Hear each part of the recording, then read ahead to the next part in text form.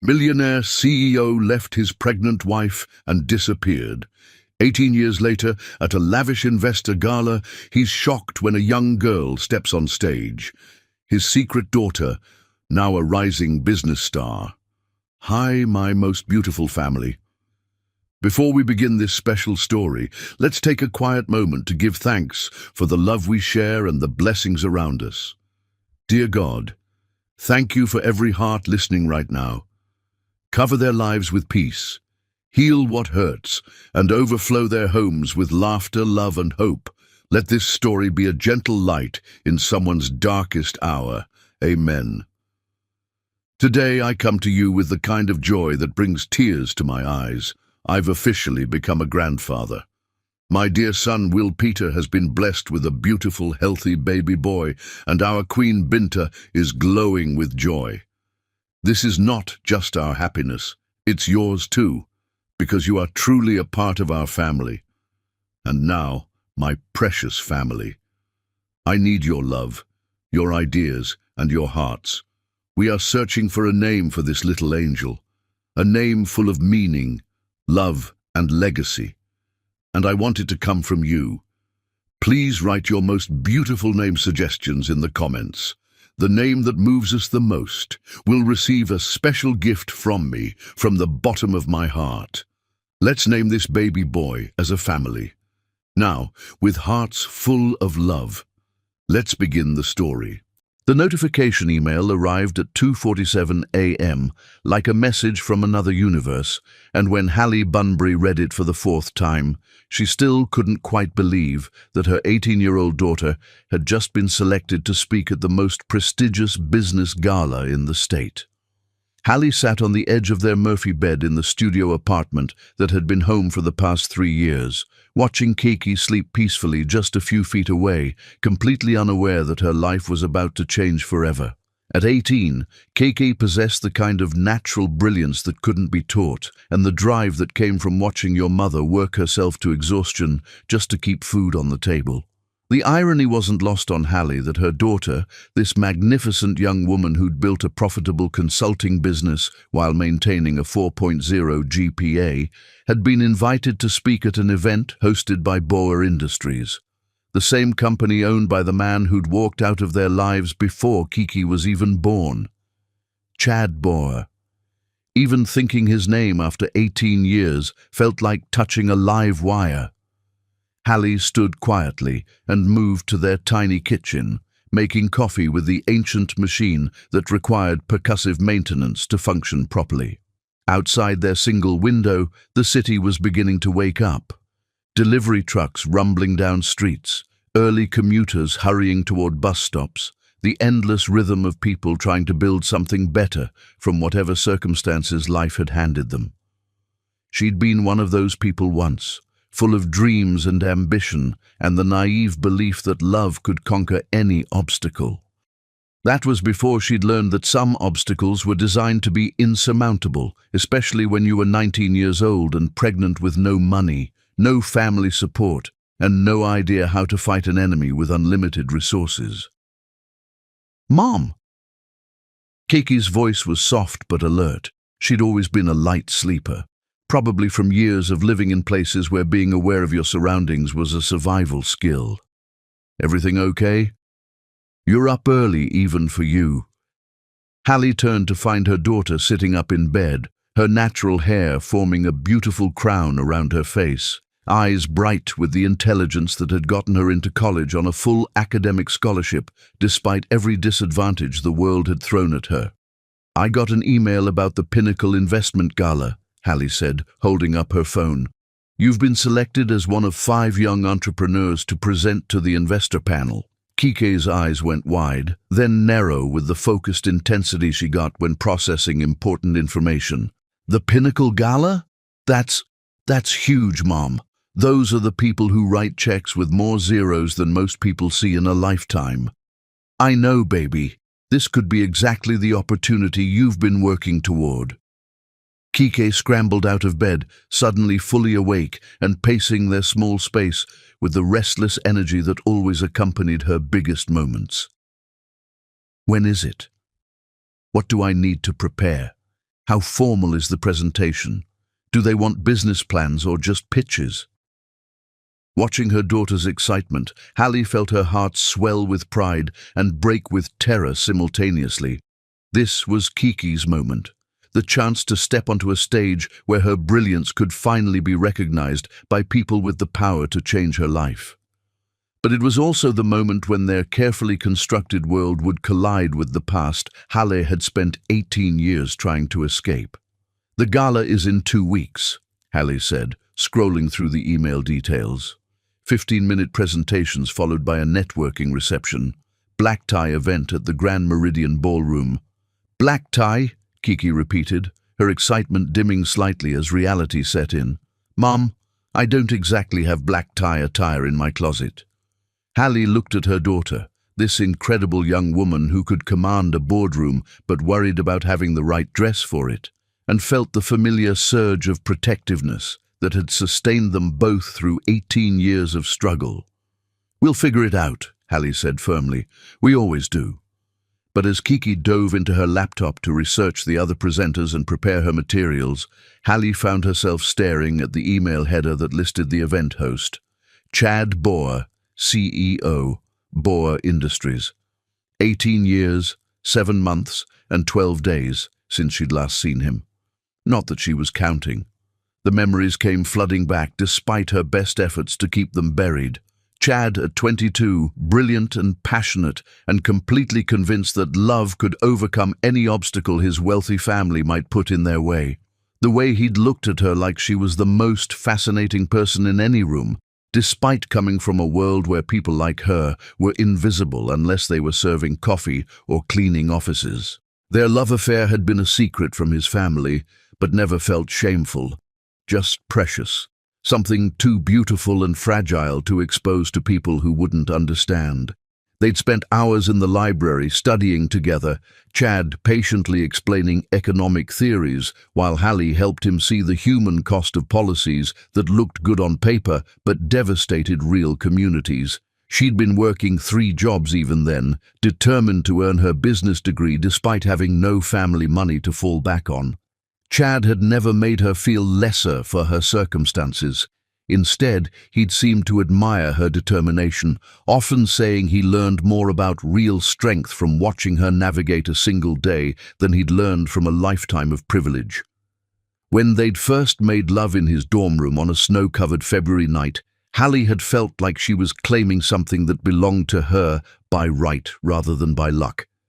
Chad had been gentle and reverent, treating her body like something sacred, whispering promises about their future that had made her believe in fairy tales. "I'm going to marry you someday, Hallie Bunbury," he'd said afterward, tracing patterns on her bare shoulder while snow fell outside his window. "I'm going to spend the rest of my life making sure you never have to work 3 jobs just to survive." For 8 months, she'd believed him. For 8 months, they'd been planning a future that seemed as inevitable as sunrise, graduation, his entry into the family business on his own terms, their wedding, the children they'd raised to be conscious of their privilege and committed to using it for good. Then she'd missed her period. The pregnancy test had shown positive on a Tuesday morning in March, just weeks before graduation. Hallie had stared at the little plus sign and felt terror and joy warring in her chest. They'd been careful, but not careful enough, and now their carefully planned future had been accelerated in ways that would test everything they thought they knew about love and commitment. She'd planned to tell Chad that evening after his economics final, had practiced the words a dozen different ways, imagining his face when she shared the news that would change both their lives forever. But she'd never gotten the chance. She'd woken up Thursday morning to find Chad gone. Not just absent from her bed, gone. His dorm room cleared out, his phone disconnected, his social media accounts deleted as if he'd never existed. The only trace he'd left behind was a note that said simply, "I'm sorry. My family has obligations I can't escape. Please forget me and build a beautiful life." 3 days later, men in expensive suits had appeared at her dorm room, lawyers representing the Borger family. They'd explained with cold professionalism. Their message had been simple and devastating. Chad was gone permanently. Any further contact would be considered harassment, and any claims regarding pregnancy or paternity would be met with legal action that would destroy whatever future she might hope to build. They'd known. Somehow, they'd known about the baby before she'd even had a chance to tell Chad. 19 years old, pregnant, and abandoned, Hallie had made the hardest decision of her life. She'd transferred her credits to a state school she could afford, moved back to her hometown, and disappeared into the anonymity of working-class life where millionaire families couldn't find her, even if they'd bothered to look. She'd raised Kike alone, working whatever jobs would pay the bills while pursuing her degree part-time. It had taken 6 years to graduate, but she'd done it, walking across the stage with her 2-year-old daughter clapping in the audience, both of them dressed in clothes from thrift stores, but radiating pride that no amount of money could buy. "Mom, you're staring into space again," Keke said, looking up from her laptop with concern. "Are you worried about something? Because if this is about money for a dress, we'll figure it out. Maybe I can pick up some extra tutoring sessions." "No," Hallie said quickly, forcing herself back to the present. "No, baby, don't worry about that. I'm just processing. This is a big opportunity." "The biggest," Keke agreed, then paused with the perceptiveness that had always made her seem older than her years. "But there's something else, isn't there? Something about this specific event that's bothering you." Hallie looked at her daughter, this brilliant, intuitive young woman who'd inherited her father's sharp mind and her mother's ability to read people, and felt the weight of 18 years of carefully maintained secrets. "The company hosting the gala," Hallie said carefully, "Boer Industries. I knew someone who worked there a long time ago, before you were born." It wasn't a lie, technically. Chad had been destined for the family business, groomed from birth to take over the empire his grandfather had built. By now, he was probably exactly where his family had always planned for him to be, running the company, married to someone from the right social circle, living the life that had never had room for a working-class girl and her inconvenient pregnancy. "Someone you knew." Keki's tone was curious but not suspicious. "Like a friend or—" "Someone I went to college with," Hallie said, which was also technically true. It was a long time ago, ancient history. But even as she spoke the words, Hallie knew there was nothing ancient about the way her heart had started racing the moment she'd seen Chad's name on that email. 18 years hadn't been long enough to forget the way he'd looked at her like she was his whole world, or the way it had felt to believe that love really could conquer any obstacle. 2 weeks from now, she'd be in the same room as Chad Bauer for the first time since the morning he'd disappeared from her life. He'd be watching from the audience as their daughter, the child he'd never known existed, stepped onto a stage and proved that love, even abandoned and betrayed, could still create something magnificent. The irony was almost poetic. Chad had built his empire, achieved everything his family had demanded of him, become exactly the success story they'd envisioned. And Hallie had built something even more valuable. She'd raised a daughter who would soon command the attention of everyone in that ballroom, including the father who'd never known she existed. "I'm proud of you, baby," Hallie said, crossing to where Kike sat surrounded by business plans and market projections. "Whatever happens at this gala, whatever opportunities come or don't come, I want you to know that you've already accomplished something extraordinary. You've built success on your own terms, with your own mind and your own determination." "We built it," Kiki corrected, looking up at her mother with eyes that held depths of understanding far beyond her 18 years. "Everything I am, everything I've accomplished, it's because you sacrificed everything to give me the foundation to succeed. This opportunity, this moment, it belongs to both of us." As they spent the rest of the morning planning Keiki's presentation and researching the other entrepreneurs who'd be speaking, Hallie tried to focus on her daughter's excitement rather than her own growing anxiety.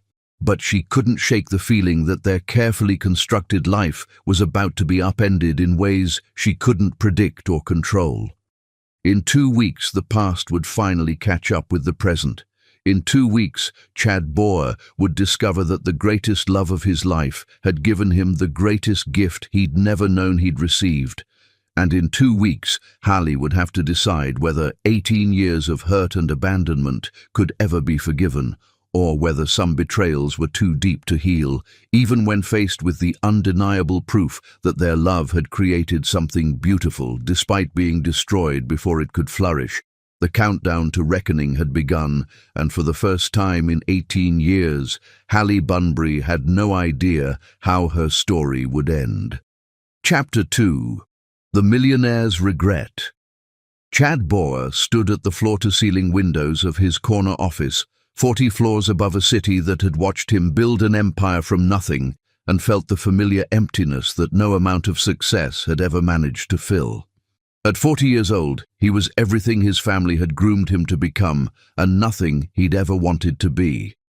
The Boer Industries logo gleamed in gold letters across the building's facade, representing 3 generations of wealth and influence that had finally fallen into his capable but reluctant hands. Business magazines called him a visionary, financial analysts praised his innovative approaches to sustainable development, and politicians courted his endorsements with embarrassing desperation. None of it mattered without her. 18 years, 7 months, and 12 days since he'd made the worst decision of his life. Not a morning passed that Chad didn't wake up reaching for Hallie Bunbury's warmth beside him, only to find expensive sheets that felt cold despite thread counts most people couldn't afford. Not a business triumph felt complete without imagining how her brilliant mind would have improved his strategies. Not a sunset painted the sky without him remembering how she used to watch the light fade from his dorm room window, her head against his shoulder, planning a future they'd never gotten to share. Mr. Borger. Dario Cromwell's voice cut through his melancholy, followed by the distinctive click of Italian leather shoes against polished marble. Dario had been his executive assistant for 7 years, long enough to recognize when his boss was lost in memories that couldn't be shared with quarterly reports or board meetings. The final details for the Pinnacle Gala, Dario continued, approaching with a leather portfolio that contained the culmination of months of planning.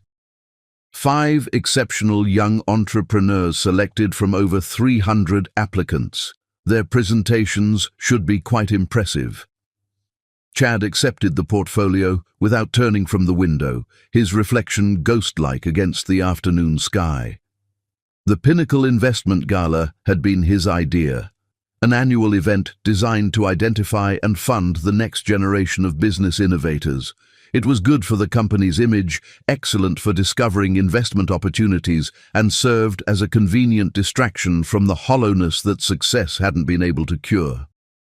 The youngest presenter is particularly noteworthy, Dario added, something in his tone suggesting professional admiration mixed with genuine surprise.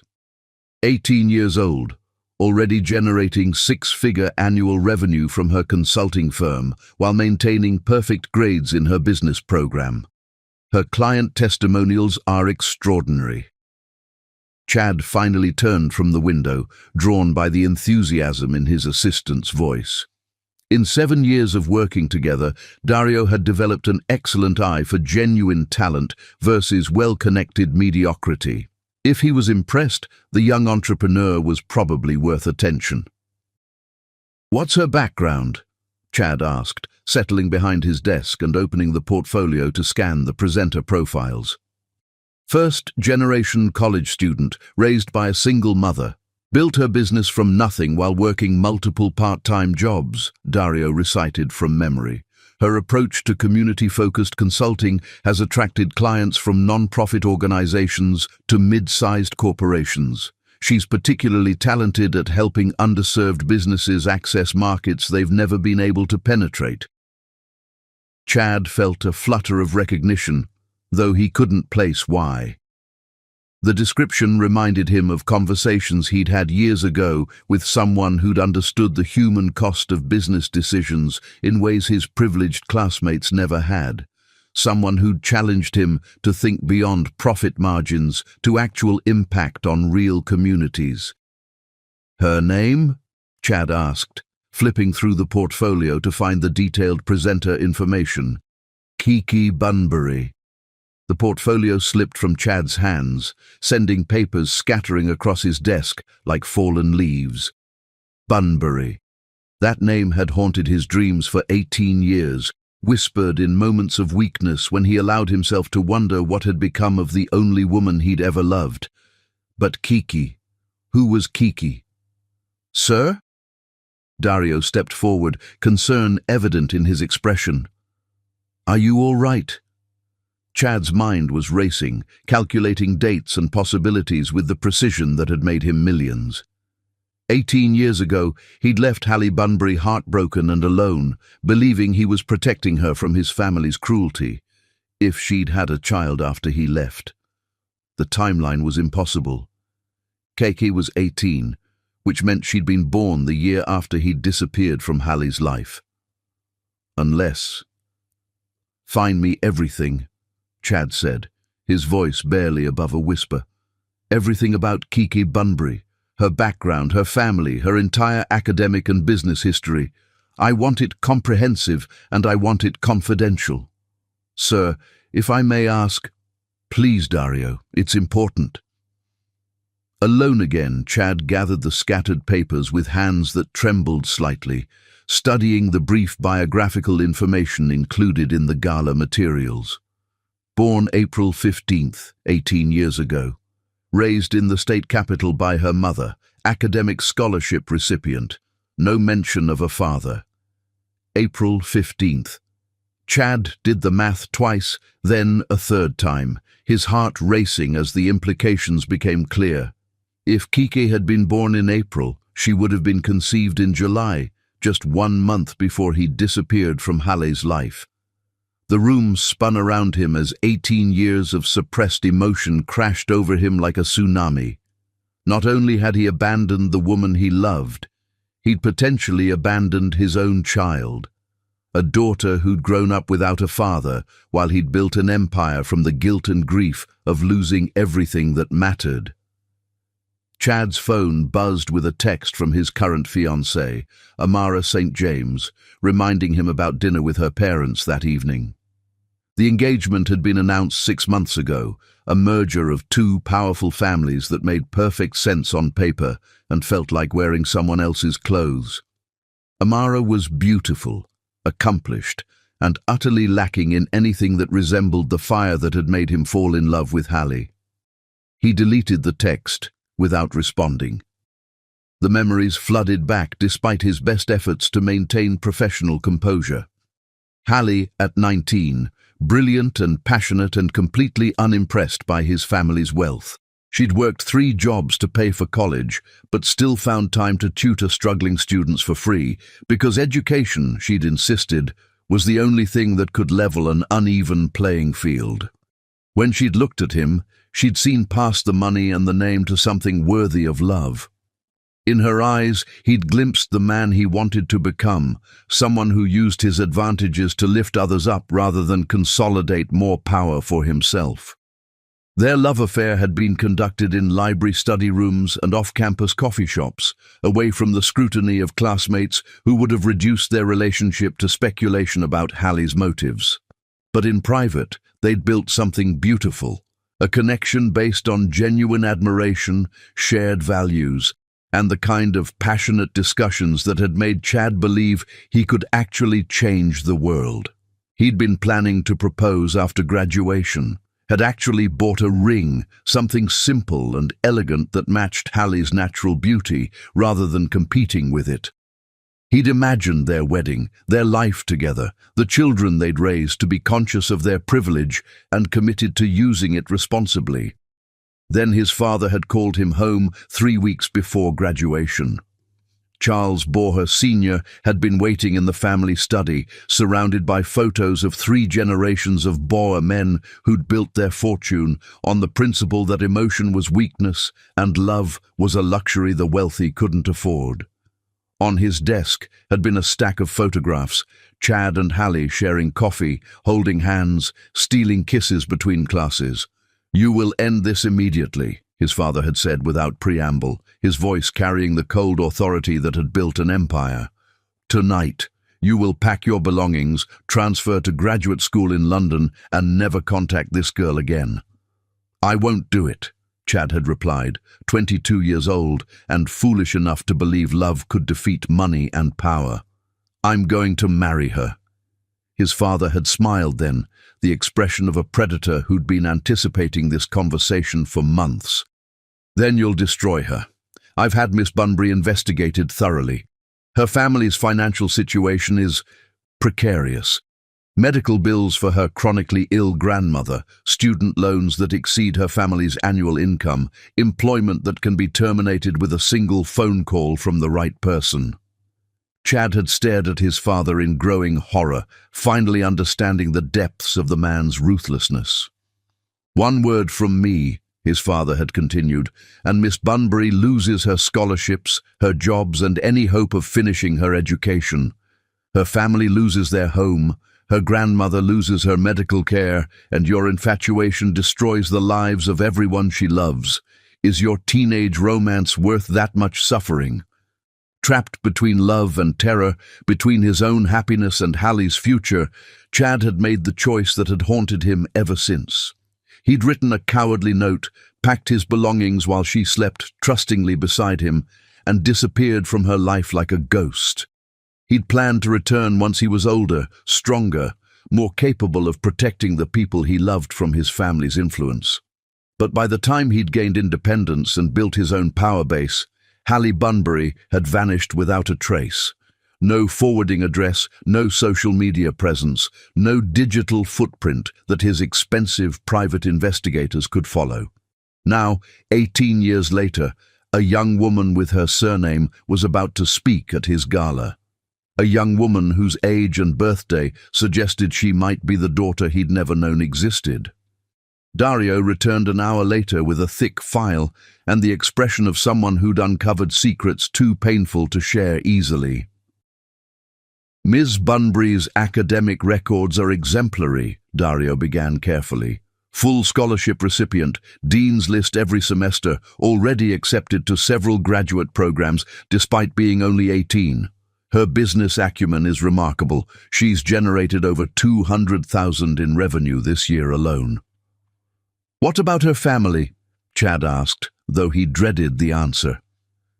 "Raised by her mother, Hallie Bunbury, currently 37 years old. No father listed on any official documents. They've moved frequently over the years, always staying within state boundaries, but never in one place for more than a few years until recently." Chad felt his heart clench. Hallie had been running, staying one step ahead of anyone who might try to find them. She'd spent 18 years protecting their daughter from the very family that had torn them apart. "Ms. Bunbury, the mother, works multiple jobs," Dario continued. "Currently employed at Morrison's Diner, Crystal Clear Cleaning Services, and as a tutor through the adult education program. Financial records suggest they live paycheck to paycheck despite the daughter's business success." The guilt hit Chad like a physical blow.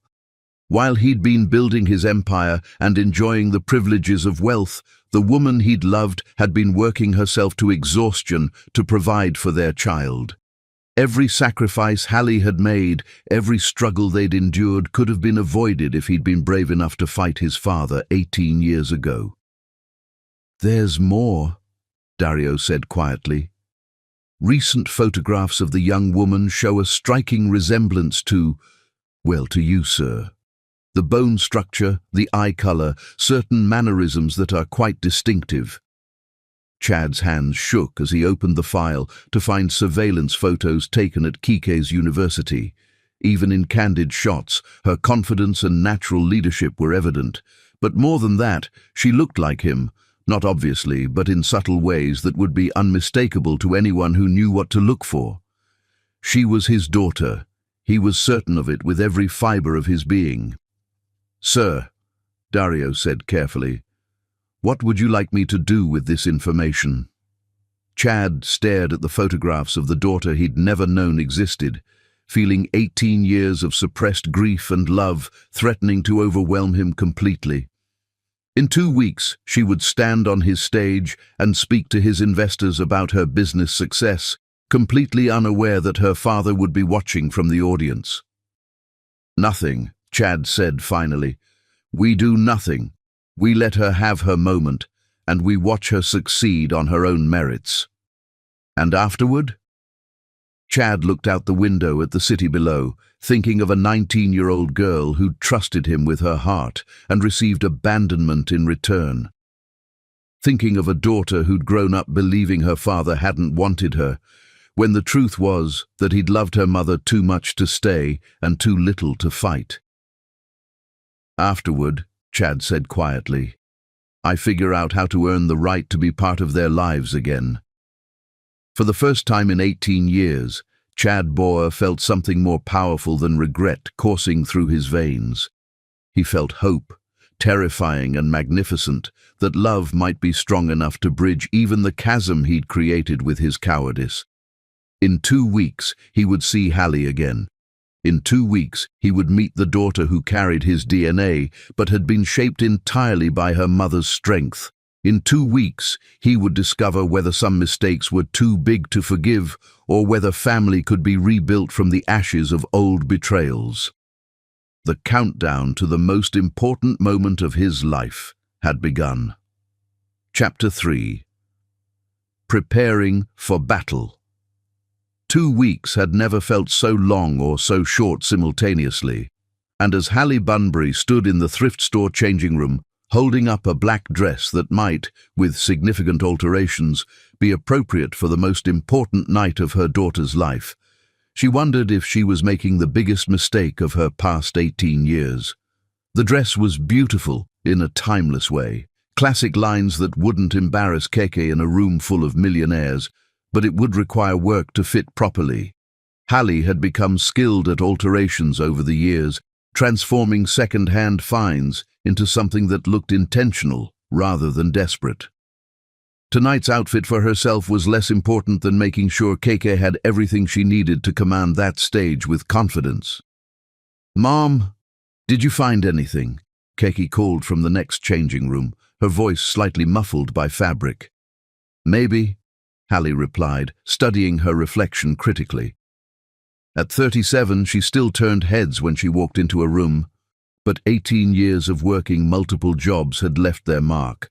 Fine lines around her eyes, from squinting under fluorescent lights, hands that were strong but showed the wear of physical labor, a wariness in her posture that came from never quite feeling safe or settled. Still, she cleaned up well, and for one night, one crucial night, she needed to look like she belonged in Chad Boer's world, even if every instinct screamed that she was an imposter who would be exposed the moment she opened her mouth. "I think I found something perfect," Keke said, emerging from her changing room in a simple black dress that transformed her from college student to sophisticated young professional. The dress was elegant without being flashy, age-appropriate but authoritative, exactly what a rising entrepreneur should wear to address a room full of potential investors. Hallie felt tears prick her eyes as she looked at her daughter. "Baby, you look incredible, professional and confident, and absolutely beautiful." "You think so?" Keke turned to examine herself in the store's three-way mirror, and Hallie saw the same blend of excitement and nervousness that had characterized all of Keke's major milestones. "I want them to take me seriously, not see me as some kid playing dress-up in the adult world. Anyone who doesn't take you seriously after hearing you speak for 5 minutes is an idiot who doesn't deserve your time or attention," Hallie said firmly. "You've earned this opportunity through your own merit, your own hard work, your own brilliant mind. Don't let anyone make you feel otherwise." As they paid for their dresses, Carefully budgeted purchases that would require eating ramen for the next 2 weeks, but were absolutely worth it. Hallie tried to ignore the growing anxiety that had been building since the moment she'd seen Chad's name on that email. 18 years was a long time. He might not even recognize her. He certainly wouldn't expect to see her at his gala, and even if he did spot her in the crowd, there was no reason to think he'd make any connection to Kiki. After all, he had no idea she'd been pregnant when he left. But as they rode the bus home, Kiki, chattering excitedly about her presentation strategy and the research she'd done on the other speakers, Hallie couldn't shake the feeling that they were walking into a trap she couldn't see coming. "Have you thought about what you'll do if this goes really well?" Hallie asked as they climbed the stairs to their fourth-floor apartment. "If you get investors interested, if opportunities start opening up that might change everything." Kiki paused at their door, key in hand, and gave her mother a look that was both mature beyond her years and still heartbreakingly young. "You mean, have I thought about leaving you behind when I get successful?" "That's not what I meant." "Yes, it is," Keke said gently, pushing open their door and leading them into the small space that had been home for the past 3 years. "Mom, you've spent my entire life sacrificing your own dreams so I could chase mine. But success isn't worth having if it means abandoning the person who made it possible." Hallie sank onto their second-hand couch, overwhelmed by the fierce loyalty in her daughter's voice. "Baby, I don't want to hold you back. If opportunities come up that require you to move or travel then we'll figure it out together," Kiki said firmly, settling beside her mother, "the way we always have. I'm not going anywhere without you, Mom. You're my family, my anchor, my best friend. Whatever comes next, we face it together." The words should have been comforting, but instead they made Hallie's anxiety spike even higher. Because in less than a week they would be walking into a room where Chad Borer would see Kiki for the first time. And if he noticed the resemblance, if he started asking questions, if he put together the timeline, their carefully constructed life could fall apart in an instant. "There's something I need to tell you," Hallie said suddenly, then immediately regretted the impulse. But Keke was looking at her with such trust, such complete faith, that her mother would always protect her, and the weight of 18 years of secrets felt suddenly unbearable. "What is it?" Keke asked, concern creeping into her voice. Hallie looked at her daughter, this brilliant, accomplished young woman who had every right to know the truth about her father, and felt the familiar war between protection and honesty that had defined her parenting for 18 years. "The man who owns Boer Industries," Hallie said carefully. "Chad Boer. I knew him in college. We were close." Kiki's eyes widened with understanding. "How close?" "Very close. For about 8 months we were in love. I thought we were going to get married after graduation." "What happened?" Hallie chose her words carefully, sticking to the version of events that wouldn't destroy Kiki's faith in love or relationships. "His family didn't approve of me.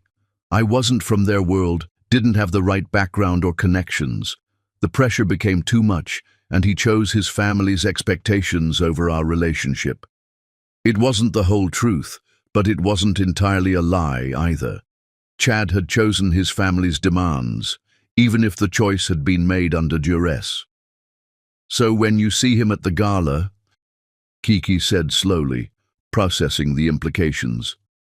"It might be awkward," Hallie admitted, "seeing someone who broke your heart, especially in a setting where he has all the power and success. But I won't let that interfere with your moment. This is about you, about your achievements, about your future."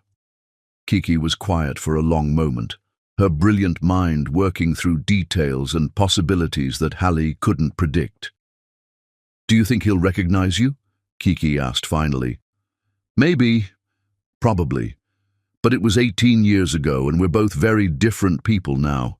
Whatever history we had, it's ancient and irrelevant to why we'll be there." Another lie, or at least a massive understatement.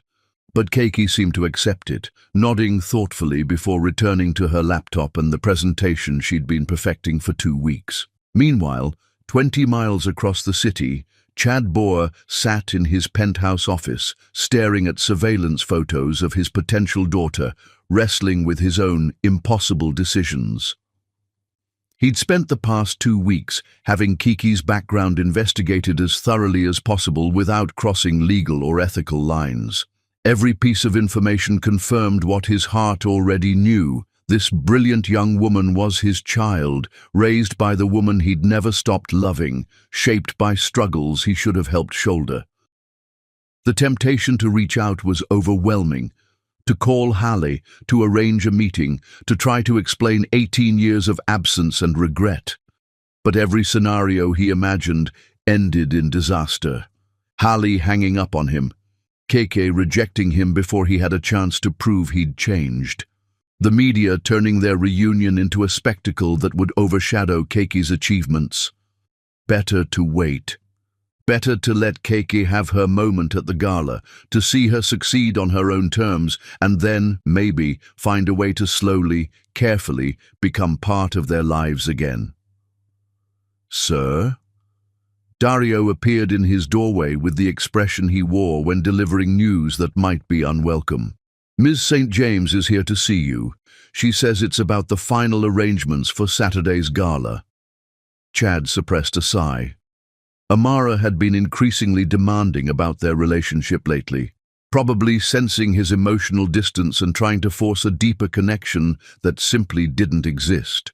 The last thing he needed was to navigate her expectations while his mind was consumed with thoughts of seeing Hallie again. "Send her in," Chad said, quickly closing the file on his desk and trying to summon the energy to play the role of devoted fiancé. Amara Street James swept into his office like she owned it, her designer dress and perfect makeup creating an image of controlled elegance that photographed beautifully for society pages but felt cold in person. She was everything his family had wanted for him: beautiful, connected, ambitious in ways that complemented rather than competed with his own success. She was also everything that Hallie wasn't, which had probably been the point when his father had orchestrated their introduction 5 years ago. "Darling," Amara said, crossing to kiss his cheek with the careful precision of someone who never wanted to disturb her lipstick. "I wanted to discuss the seating arrangements for Saturday.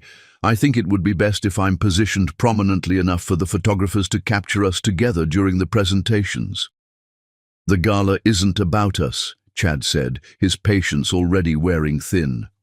"It's about showcasing young entrepreneurs and connecting them with potential investors." "Of course," Amara agreed smoothly. "But it's also an opportunity to reinforce our partnership, both personal and professional. My family's foundation is contributing significantly to the evening's success." Chad nodded absently, his mind already drifting back to the question that had consumed him for 2 weeks. What would he say to Hallie when he saw her? How do you apologize for 18 years of absence? How do you explain choices that seemed impossible to defend, even to yourself? "You seem distracted," Amara observed, settling into the chair across from his desk with predatory grace. "Is there something about the gala that's concerning you?" "Just the usual pre-event logistics," Chad lied, focusing on her face with effort. "Making sure everything runs smoothly for the speakers." "Speaking of which, I've reviewed the presenter list. Quite impressive, though I have to say I'm surprised by the inclusion of such a young speaker. 18 seems rather inexperienced for an event of this caliber." Chad felt a flash of protective anger that he carefully suppressed. Kiki Bunbury has achieved more at 18 than most people accomplish in a lifetime. Her business acumen is extraordinary. "I'm sure it is," Amara said with the tone of someone who didn't believe what she was saying. "I just hope the audience will take her seriously. Sometimes youth can be dismissed, regardless of merit." The casual dismissal of his daughter's achievements made Chad's jaw clench, but he forced himself to remain professional. "I have complete confidence in all of our speakers." The selection committee chose them based on accomplishment, not age. As Amara continued discussing logistics and social positioning, Chad found himself counting down the hours until Saturday night. 72 hours until he would see Hallie again. 72 hours until he would watch his daughter command a room full of powerful people who would have no choice but to recognize her brilliance. 72 hours until he discovered whether love could survive 18 years of silence or whether some betrayals were too deep to forgive. The countdown to the most important night of his life had begun, and Chad Boer had never felt more terrified or more hopeful about what the future might hold. Chapter 4. Worlds about to collide. The morning of the Pinnacle Investment Gala dawned grey and drizzling, as if the weather itself was reflecting the anxiety that had kept Hallie Bunbury awake for most of the night, staring at the ceiling and trying to prepare herself for seeing Chad Boer again after 18 years of silence. She stood at their apartment's single window, watching early commuters hurry through the rain with umbrellas and purpose, everyone heading toward their own version of an important day. None of them knew that in a few hours her carefully constructed world might collapse completely, depending on whether the man who'd abandoned her could do basic math and recognize the implications of their daughter's age. "Mom, you're doing that thing again," Keiki said from the kitchen, where she was making coffee with their temperamental machine. "That staring into space thing you've been doing all week. Are you okay?" Hallie turned to find her daughter watching her with concern, already dressed in jeans and a sweater, but radiating the kind of nervous energy that preceded all of Kiki's biggest moments. At 18, she possessed the rare combination of youthful enthusiasm and mature confidence that made her magnetic to everyone she met. "Just thinking about tonight," Hallie said, which was true enough. "Making sure we haven't forgotten anything important. I've got my presentation memorized, my backup slides loaded on 3 different devices, and my business cards printed on the good paper," Kiki said, ticking off items on her mental checklist. "What else could we possibly need?" "Courage," Hallie thought. "The strength to face the past without letting it destroy the future we've built." "You're going to be incredible tonight," Hallie said instead, crossing to the kitchen to accept the coffee Kiki offered. "Those investors have no idea what's about to hit them." "I hope so. This could change everything for us, Mom. If even one of them decides to take a chance on my business." Keike's voice trailed off, but her eyes were bright with possibilities that extended far beyond their current circumstances. Hallie felt the familiar flutter of pride mixed with terror that had defined her parenting for 18 years. She wanted Kiki to succeed beyond her wildest dreams, but success brought visibility, and visibility brought questions that Hallie wasn't sure she was ready to answer. "Whatever happens tonight," Hallie said carefully, "I want you to remember that you've already accomplished something extraordinary. You built a business from nothing, earned respect from clients twice your age, and created opportunities that didn't exist before you imagined them into being." "We built it," Kiki corrected automatically, the same response she'd been giving since childhood whenever Hallie tried to take herself out of the equation. "Everything I am is because of everything you sacrificed to get me here." The words should have been comforting, but they only made Hallie's anxiety worse. Because tonight, for the first time in 18 years, Kiki would be in the same room as her father. And if Chad had even half the intelligence Hallie remembered, he would take one look at their daughter and know exactly what he'd been missing. Meanwhile, across the city, Chad Boer stood in his master bathroom, staring at his reflection in the mirror and trying to convince himself that he wasn't about to make the second biggest mistake of his life. The first mistake had been leaving 18 years ago. The second might be staying in the shadows tonight when every instinct screamed at him to approach Hallie and Kiki directly, to explain everything, to fall to his knees and beg for forgiveness he didn't deserve but desperately needed. But the rational part of his mind, the part that had built a business empire from calculated risks and careful timing, knew that tonight belonged to Kike. Whatever reckoning awaited him and Hallie would have to wait until their daughter had her moment to shine without the complications of family drama overshadowing her achievements. "Sir?"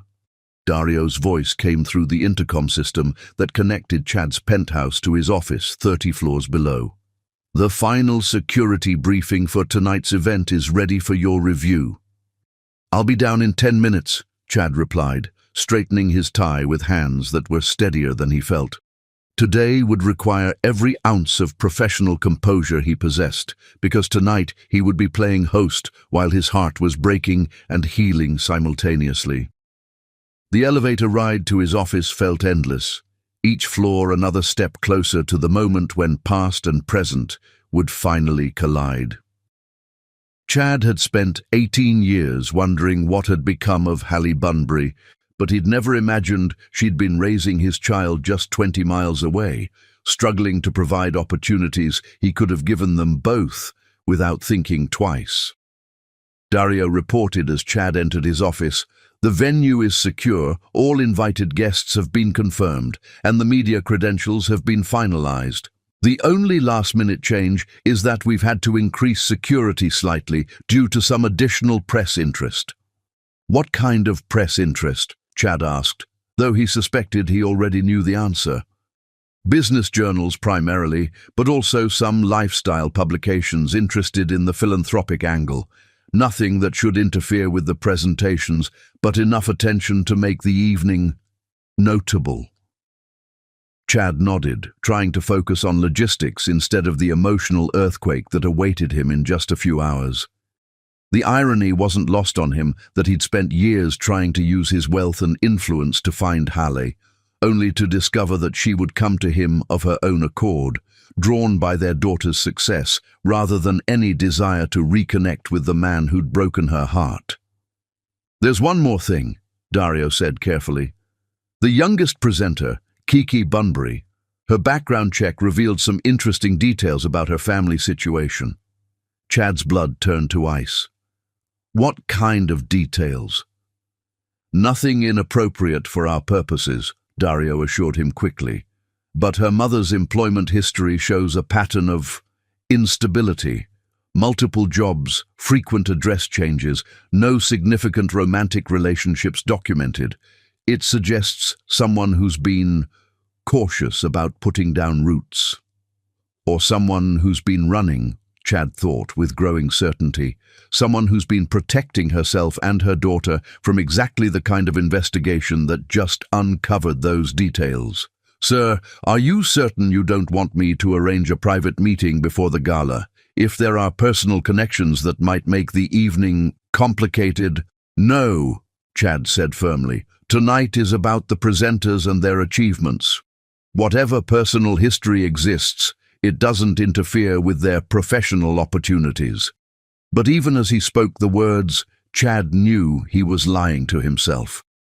The moment he saw Kike step onto that stage, the moment he looked into eyes that mirrored his own, professional detachment would become impossible. He was about to meet his daughter for the first time, and the magnitude of that moment was already threatening to overwhelm him completely. The rest of the day passed in a blur of final preparations and mounting tension. Chad reviewed security protocols, approved last-minute catering changes, and tried to maintain his usual pre-event composure while his mind raced with 18 years' worth of questions and regrets. At 4 o'clock, as he was reviewing the evening's program for the final time, his phone rang with a call from Amara. "Darling, I'll meet you at the venue," she said without preamble. "I'm running late due to a hair appointment that took longer than expected." "That's fine," Chad replied, relieved to have one less complication to manage during the pre-event setup. "I'll see you there." "Chad?" Amara's voice carried a note of something that might have been concern or curiosity. "You've seemed distant lately, distracted. I hope whatever's bothering you won't interfere with tonight's success." Nothing will interfere with tonight, Chad said with more conviction than he felt. The presenters deserve our complete attention and support. As he ended the call and prepared to leave for the venue, Chad caught sight of his reflection in his office window, 40 years old, successful beyond his younger self's wildest dreams, and about to face the consequences of the choice that had defined the last 18 years of his life. At the same time, Hallie was helping Kiki with last-minute presentation practice in their small apartment, trying to project confidence while her heart raced with anticipation and dread. Remember to pause after your opening statement, Hallie coached, watching her daughter practice her posture and projection. Let them absorb what you're saying instead of rushing to the next point. Got it, Kiki said, running through her key transitions one more time. Mum, what if they don't take me seriously? What if they see my age and assume I'm not ready for real investment? Then they're idiots who don't deserve to be part of your success, Hallie said fiercely. But that won't happen, because you're going to walk into that room like you own it, speak with the authority that comes from real accomplishment, and remind everyone present that brilliance doesn't have an expiration date. Kiki smiled, some of her nervous energy transforming into excitement. I can't believe this is really happening. 6 months ago, I was tutoring classmates for pizza money.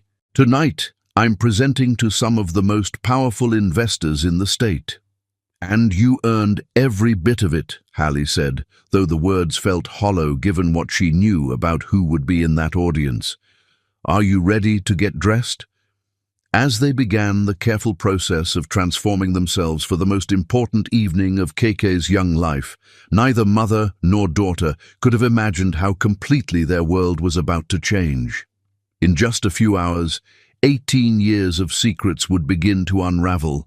3 lives would collide with the force of suppressed love and regret, and a family that had never known it existed would finally have the chance to heal or destroy each other completely. The countdown to revelation had reached its final hours, and somewhere across the city, Chad Boer was making the same transformation, preparing to face the woman he'd never stopped loving and meet the daughter whose existence would either redeem his past mistakes or prove that some betrayals were too deep to forgive. Tonight, everything would change. The only question was whether any of them would survive the transformation. Chapter 5. The Lavish Investor Gala. The Grand Meridian Ballroom had been transformed into a temple of ambition and possibility, where crystal chandeliers cast prismatic light across marble floors, and every surface gleamed with the kind of perfection that unlimited budgets could achieve. Hallie Bunbury stood at the entrance beside her daughter, feeling like an actress who'd wandered onto the wrong movie set, watching titans of industry glide through conversations that could reshape entire markets with handshake agreements over champagne that cost more than most people's monthly rent. "This is insane," Kiki whispered, her eyes wide as she took in the opulence surrounding them. "Mom, look at this place. Look at these people. I feel like I'm about to present my lemonade stand business plan to the gods of capitalism." "You belong here," Hallie said firmly, though her own confidence wavered as she watched women in designer gowns that cost more than her annual salary laugh at jokes she couldn't hear from men whose casual conversations involved numbers that made her head spin. "Your ideas, your accomplishments, your vision. You've earned the right to be in this room." Kike wore the black dress they'd found at the thrift store, altered by Hallie's careful hands to fit perfectly, paired with shoes borrowed from her college roommate and jewelry that had belonged to Hallie's grandmother. She looked elegant and professional, but more importantly, she looked like herself, confident without arrogance, ambitious without ruthlessness, brilliant without pretension. Hallie had chosen her own outfit with equal care, the navy dress that emphasized her still impressive figure while maintaining professional dignity. At 37, she could still turn heads when she walked into a room, but tonight she was armor-clad in composure, determined to support her daughter without becoming a distraction. "Miss Bunbury," A cheerful voice cut through the gentle din of networking conversations, and they turned to see Lumira Bardot approaching with the kind of practiced smile that managed complex events with grace under pressure. "And the wonderful Kiki, you both look absolutely stunning tonight." "Thank you," Hallie managed, grateful for a familiar face in the sea of strangers. "Everything looks incredible. You've created something magical here." "Well, Mr. Boer spares no expense when it comes to supporting young entrepreneurs," Lumira said, her eyes twinkling with professional pride. "He's particularly excited about tonight's presentations. I don't think I've ever seen him this invested in the success of our speakers." Kiki's hand found Hallie's, squeezing tight enough to leave marks. "Is he here already, Mr. Boer, I mean?" "Oh yes, he arrived early to handle last-minute details. I believe he's near the bar, speaking with some of our major donors." Lumira checked her tablet with efficient precision. "You're scheduled to present forth, which gives you time to network and get comfortable with the atmosphere. The green room is available if you need a quiet moment to prepare." As Lumira moved away to manage other aspects of the evening, Hallie felt the weight of inevitability settling around them like a shroud. Somewhere in this glittering crowd, Chad Borger was making conversation and playing the perfect host, completely unaware that his past was about to walk directly into his present. "There are so many people here," Kiki said, her voice slightly overwhelmed as she took in the scope of the gathering. "I researched the guest list, but seeing them all in person, these are people who make decisions that affect entire industries." "And tonight, you're going to be one of them," Hallie said, though her attention was involuntarily scanning the crowd for a face she hadn't seen in 18 years but would recognize instantly. They moved deeper into the ballroom, Keke gradually relaxing as she engaged in conversations with other young entrepreneurs and curious investors. Watching her daughter navigate these interactions with natural charisma and genuine passion for her work, Hallie felt her heart swell with pride that temporarily overwhelmed her anxiety. This was what all those years of sacrifice had been building toward, this moment when Kiki could stand among the most powerful people in the business world and hold her own through merit rather than connections, through brilliance rather than privilege. "Ms. Bunbury." An unfamiliar voice made Hallie turn to find an elegant woman in her early 30s, approaching with the kind of predatory grace that suggested money and influence. "I'm Amara Street, James. I don't believe we've been introduced." Hallie accepted the offered handshake, noting the engagement ring that probably cost more than most people's cars and the way Amara's eyes assessed her with calculating precision. "I'm here with my daughter," Hallie said carefully, unsure why this woman had sought her out specifically. "She's one of tonight's presenters." "Yes, the young entrepreneur. How interesting." Amara's smile never wavered, but something cold flickered in her expression. "I have to say, I'm impressed by the diversity of tonight's speakers. It's so important to give opportunities to unusual circumstances." The casual condescension made Hallie's protective instincts flare, but before she could respond, Amara continued with silky smoothness. "I'm engaged to Chad Borger, actually. Perhaps you know him. Though I suppose your paths wouldn't naturally cross, given the different spheres you move in." The words hit Hallie like a physical blow. Chad was engaged. Of course he was. Successful, wealthy, attractive men didn't stay single for 18 years. But hearing it confirmed, seeing the ring on this woman's finger, made something twist painfully in Hallie's chest. "Congratulations," Hallie managed, her voice steadier than she felt. "I hope you'll both be very happy." "Oh, we will be," Amara said with supreme confidence. "Chad and I are perfectly suited. Same background, same social circle, same vision for our future together. It's so important to be with someone who truly understands your world, don't you think?" Before Hallie could formulate a response that wouldn't reveal too much, Kiki appeared at her side with flushed cheeks and bright eyes. "Mom, I just met the most amazing woman who runs a non-profit focused on micro-lending in underserved communities, Kiki said excitedly.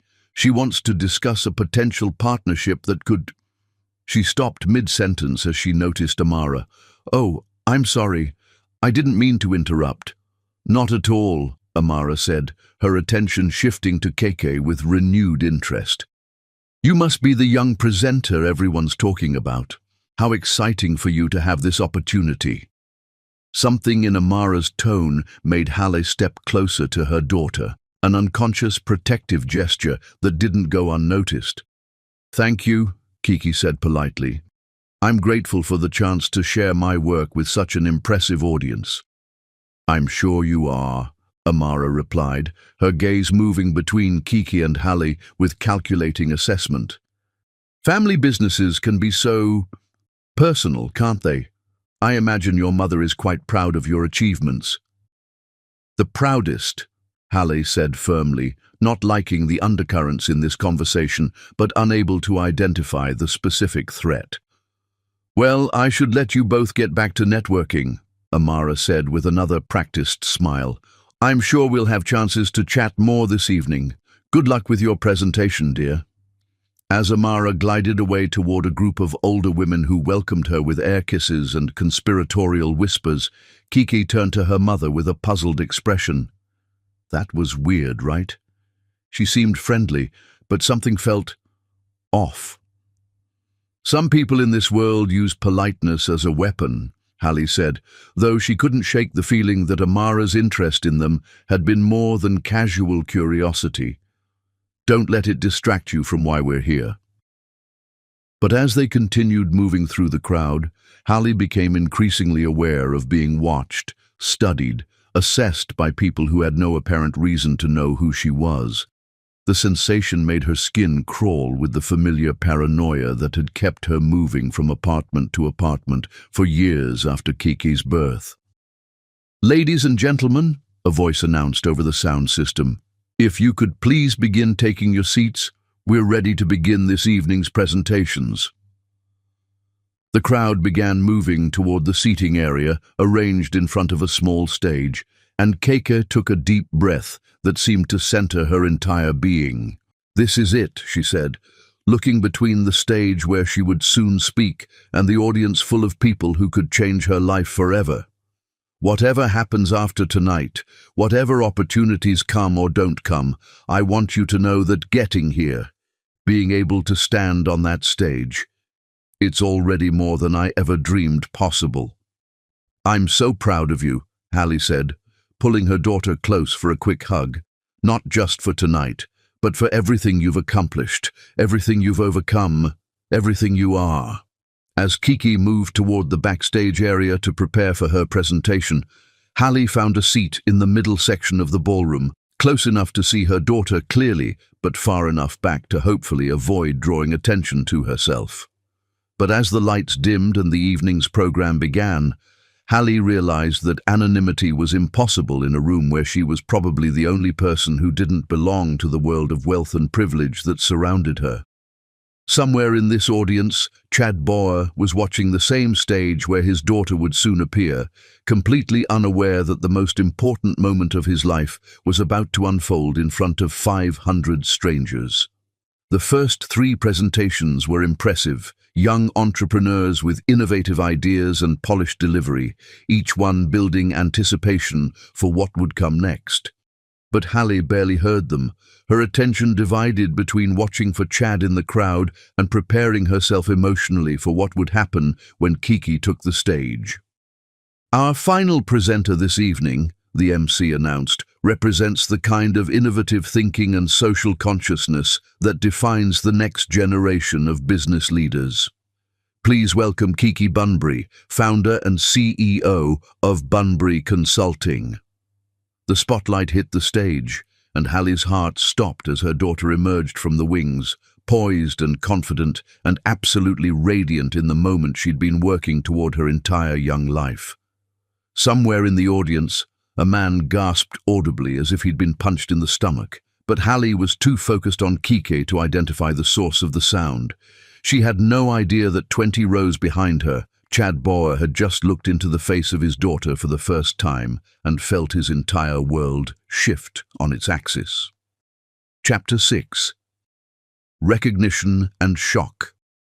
Chad Bauer had attended hundreds of business presentations over his career, but nothing had prepared him for the moment when Kiki Bunbury stepped into the spotlight and his entire world exploded into fragments. Time stopped. Every sound in the ballroom faded to white noise as Chad stared at the young woman on the stage, his heart hammering against his ribs with a force that made breathing impossible.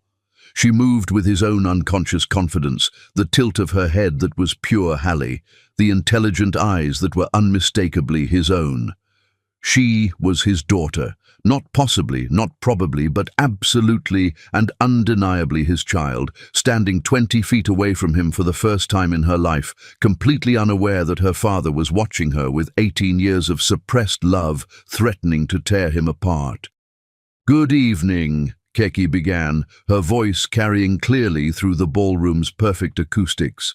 "My name is Keki Bunbury, and I want to tell you about the difference between surviving and building something that lasts." Chad gripped the arms of his chair so tightly his knuckles went white. This was his daughter, brilliant and poised and magnificent, and he'd missed 18 years of her life.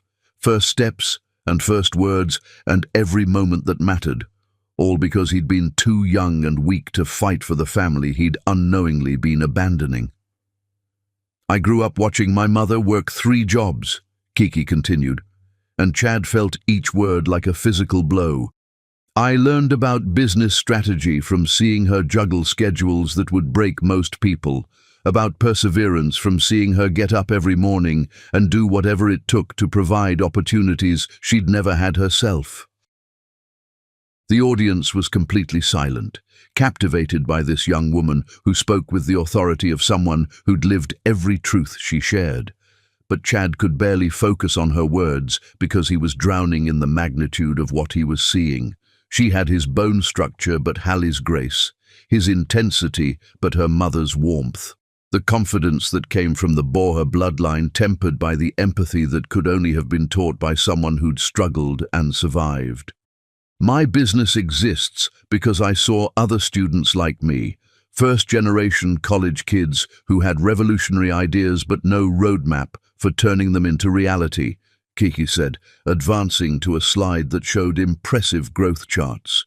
"We were smart enough to change the world, but we'd never been taught the language that people in rooms like this speak fluently."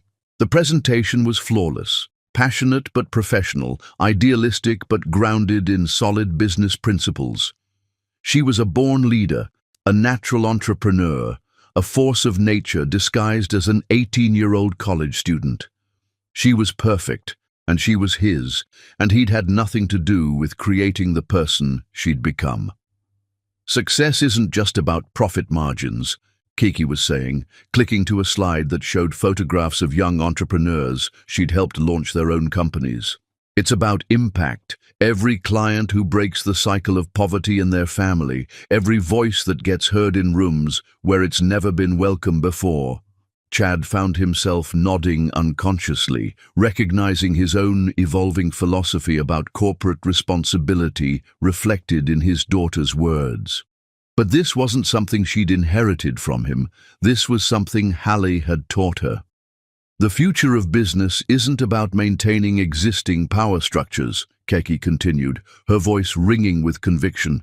"It's about expanding those structures to include the brilliant minds we've been overlooking. It's about recognizing that the best ideas often come from people who've had to be creative just to survive." The words hit Chad like lightning because they sounded like conversations he'd had with Hallie 20 years ago. His daughter was carrying forward the same passion for justice that had made him fall in love with her mother. "I'm seeking investment partners who understand that supporting underrepresented entrepreneurs isn't charity, it's smart business," Keki said, advancing to her final slide. "Because the markets we're serving are undervalued, not worthless. The communities we're empowering are underestimated, not incapable." The ballroom erupted in applause that went on for what felt like hours, with several audience members rising to their feet. Chad stood with them, clapping until his hands hurt, tears streaming down his face without regard for the 500 people who might notice his emotional breakdown. She was extraordinary, and she was his daughter, his flesh and blood, his legacy, his greatest achievement, even though he'd contributed nothing beyond DNA to her success. "Chad?" Amara's voice cut through his emotional haze, sharp with confusion. "What's wrong with you? You look like you've seen a ghost." Chad couldn't answer, couldn't look away from the stage where Keiki was acknowledging the applause with gracious confidence. But somewhere in his peripheral vision, he caught sight of a familiar profile in the audience, and his heart stopped. Hallie.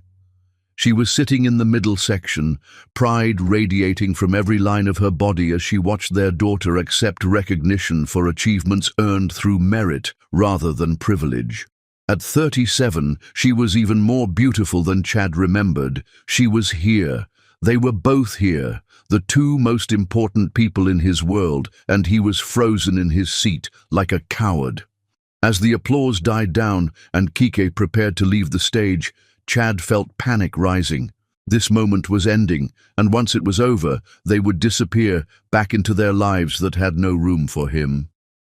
"Ladies and gentlemen," the MC announced, "please join us in the Meridian Room for our networking reception." The crowd began moving toward the adjoining space, and Chad felt the weight of decision pressing down on him. In a few minutes, he would be expected to mingle and network while his heart was breaking and healing simultaneously.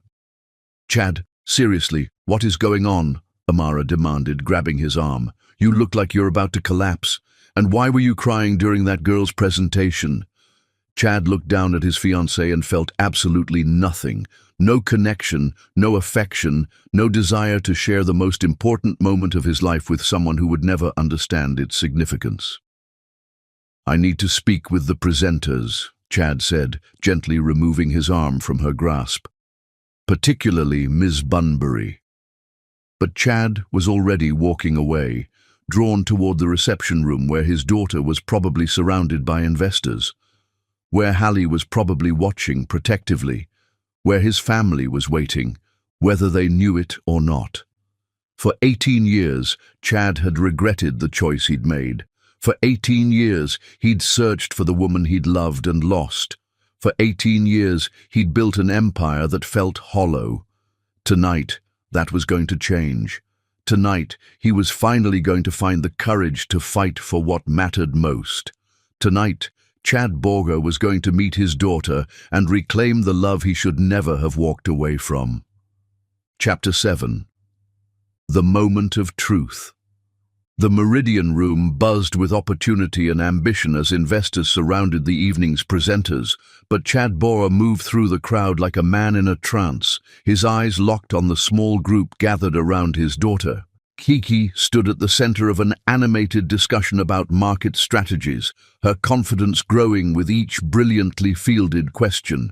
She was in her element, intellectually stimulated, professionally recognized, completely unaware that her entire world was about to shift. Hallie hovered at the edge of the group, close enough to intervene if needed, but far enough away to let Keiki shine independently. Chad could see the fierce pride in her posture, the way she monitored every interaction to protect their daughter from potential exploitation. She was protecting Kiki the same way she'd been protecting her for 18 years, vigilantly, courageously, completely alone. "Mr. Borger," Margaret Chen called out as Chad approached. "Wonderful event tonight. That last presenter, the Bunbury girl, she's quite impressive. Revolutionary thinking combined with solid fundamentals." "Yes," Chad managed, his voice rougher with emotion than he'd intended. "She's exceptional." "I'm thinking of making an offer," Margaret continued. "7-figure investment for 30%. What do you think?" The casual discussion of his daughter's future snapped Chad back to the present. These people saw Kike as an investment opportunity, not knowing they were talking about the most important person in his world.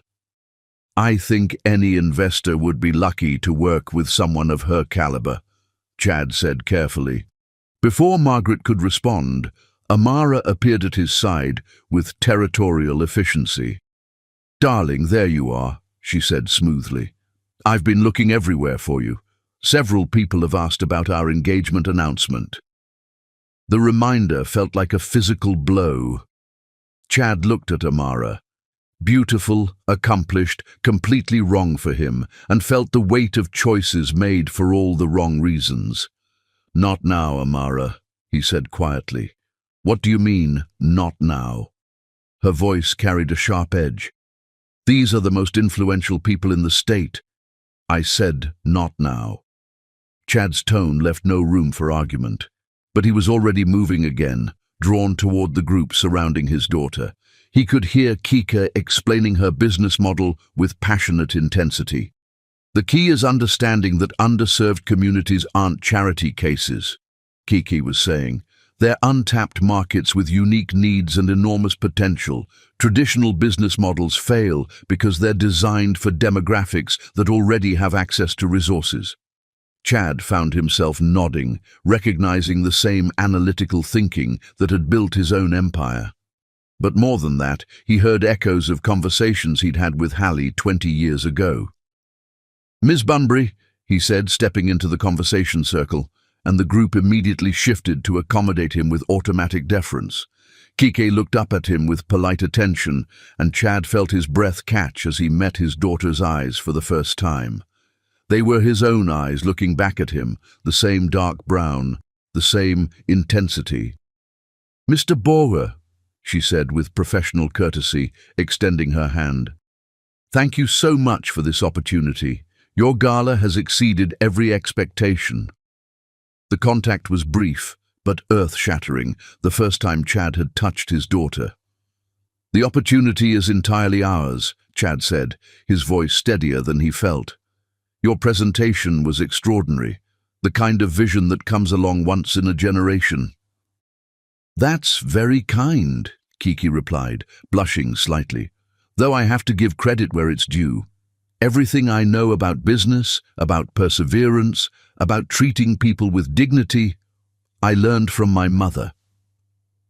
Chad's eyes automatically searched the crowd until they found Hallie, still standing at the periphery, watching this interaction with growing tension.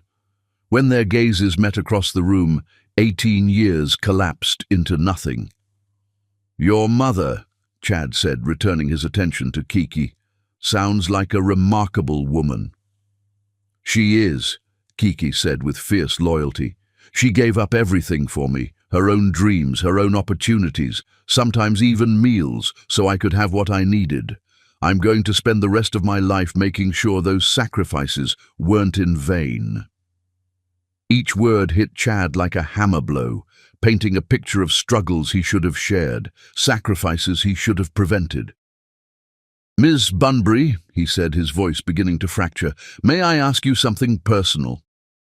"Of course," Kiki replied, though something in his tone made her expression cautious. "How old are you?" "Exactly, I mean." The question seemed innocent, but Chad saw Hallie freeze in his peripheral vision, realizing that he was putting together pieces of a puzzle she'd hoped would remain scattered. "I'm 18, Kiki said, confused by his intensity. "I'll be 19 in April, April 15th. Chad's world tilted sideways. April 15th, exactly 37 weeks after he'd left Hallie's dorm room. Exactly the right timeline. The conversations around them faded as Chad stared at his daughter. This brilliant young woman who'd inherited his strategic mind and Hallie's compassionate heart, who'd grown up believing her father hadn't wanted her. "Sir?" Kiki's voice seemed distant. "Are you all right? You look like you've seen a ghost." "Not a ghost," Chad whispered, tears blurring his vision as 18 years of questions found their answer. "A miracle." The investor group was beginning to notice his unusual behavior, whispers starting as people tried to understand why their host was having a breakdown. But Chad couldn't see them, couldn't focus on anything except the young woman standing in front of him who represented everything he'd lost and hoped to find. "Kiki," he said, her name feeling sacred. "I need to tell you something. Something that's going to change everything you think you know." "What are you talking about?" Kiki asked, genuine concern in her voice as she looked between Chad's emotional face and her mother, who was now pushing through the crowd toward them with panic written across her features. Chad looked up to see Hallie approaching, her face pale with terror. Behind her, Amara watched with growing suspicion, other guests beginning to turn their attention toward the developing drama. In 30 seconds, Hallie would reach them. In 30 seconds, she would try to protect their daughter from a revelation that would shatter their world. In 30 seconds, Chad would lose his chance to finally claim the family he'd never known he'd abandoned. "Your birthday," Chad said urgently, his voice carrying clearly enough for nearby guests to hear. "April 15th, 18 years ago. That's exactly 37 weeks after I left your mother." Kiki's eyes widened as the implication hit her, mathematical certainty making her face go white. "You're my daughter, Kiki," Chad said, the words coming out like a prayer and confession. "I'm your father." The silence that followed was deafening, spreading outward until the entire reception room had fallen quiet. 500 people watching as a family that had never known it existed was finally, publicly, devastatingly reunited. Kiki stared at him in complete shock, her brilliant mind processing information that redefined everything she'd believed about herself. Behind her, Hallie had stopped moving, frozen like a deer in headlights. "What did you just say?" Kiki whispered. "I said I'm your father," Chad repeated, his voice carrying clearly through the room's perfect silence. "And I've spent 18 years searching for you and your mother, never knowing that the greatest love of my life had given me the greatest gift I could ever receive." The room erupted in chaos, cameras appearing, reporters pushing through the crowd, investors backing away from what was clearly becoming personal drama. But Chad only had eyes for his daughter, who was staring at him with tears streaming down her face and 18 years of questions written across her features. "Is it true?" she asked, turning toward Hallie, who had finally reached them and stood frozen with devastation and relief. "Baby," Hallie said, her voice breaking, "I can explain." "Is it true?" Kiki repeated, stronger now, demanding answers. Hallie looked between her daughter and the man who'd broken her heart, surrounded by 500 strangers about to turn their private pain into public entertainment. "Yes," she whispered, the word carrying clearly through the perfect silence. "It's true." And with that single word, 18 years of carefully guarded secrets exploded into the open, changing all three of their lives forever. In 30 seconds, Chad would lose his chance to finally claim the family he'd never known he'd abandoned. "Your birthday," Chad said urgently, his voice carrying clearly enough for nearby guests to hear. "April 15th, 18 years ago. That's exactly 37 weeks after I left your mother." Kiki's eyes widened as the implication hit her, mathematical certainty making her face go white with shock. "You're my daughter, Kiki," Chad said, the words coming out like a prayer and a confession and a declaration of war all at once.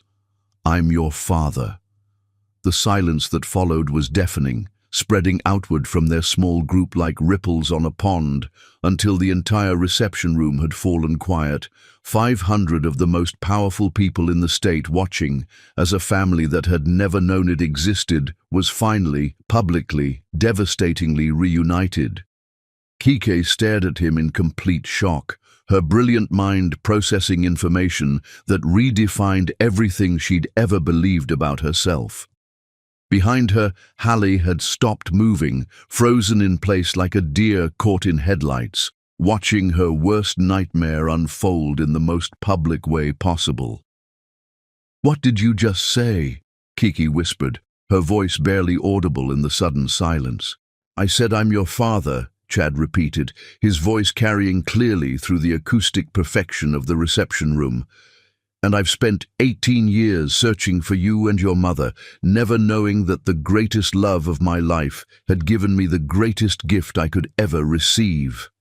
The room erupted in chaos. Cameras appearing from nowhere, reporters pushing through the crowd, investors backing away from what was clearly becoming a personal drama rather than a business networking opportunity. But Chad only had eyes for his daughter, who was staring at him with tears streaming down her face and 18 years of questions written across her features.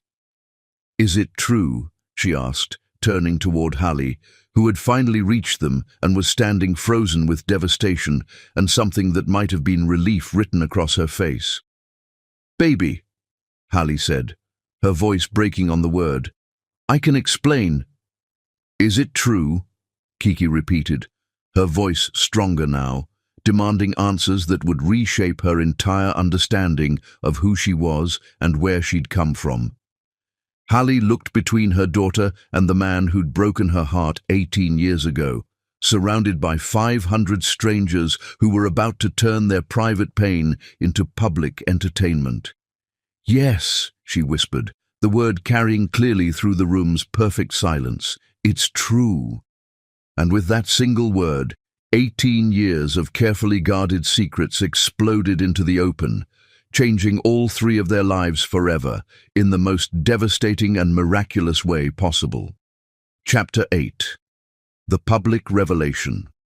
The aftermath of truth was uglier than Hallie had ever imagined it could be. Camera flashes exploded around them like lightning strikes as reporters materialized from nowhere, smartphones appeared in hundreds of hands, and the elegant networking reception transformed into a feeding frenzy of journalists who'd stumbled upon the story of the year. Billionaire CEO discovers secret daughter at his own charity gala. "Ms. Bunbury, can you comment on why you kept Mr. Boer's daughter secret for 18 years? "Mr. Boer, how does it feel to discover you have a child? "Kike, did you know who your father was when you applied to speak tonight?" The questions came from all directions, sharp and invasive, and designed to elicit emotional responses that would make better headlines. Kiki stood frozen in the center of the chaos, her face pale with shock as she processed the fact that her entire life story had just been rewritten in front of 500 strangers. "Get away from her!" Hallie said fiercely, stepping in front of her daughter like a shield, her maternal instincts overriding every other consideration. "She doesn't owe you any explanations."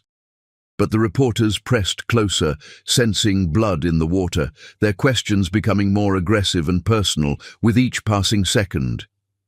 "Was this reunion planned for publicity purposes? Ms. Bunbury, what financial support are you seeking from Mr. Boer? Is this why Kiki was selected to speak tonight? Family connections rather than merit?" The last question hit like a physical blow, and Hallie watched her daughter's face crumple as the achievement she'd worked so hard for was instantly reframed as nepotism and favoritism.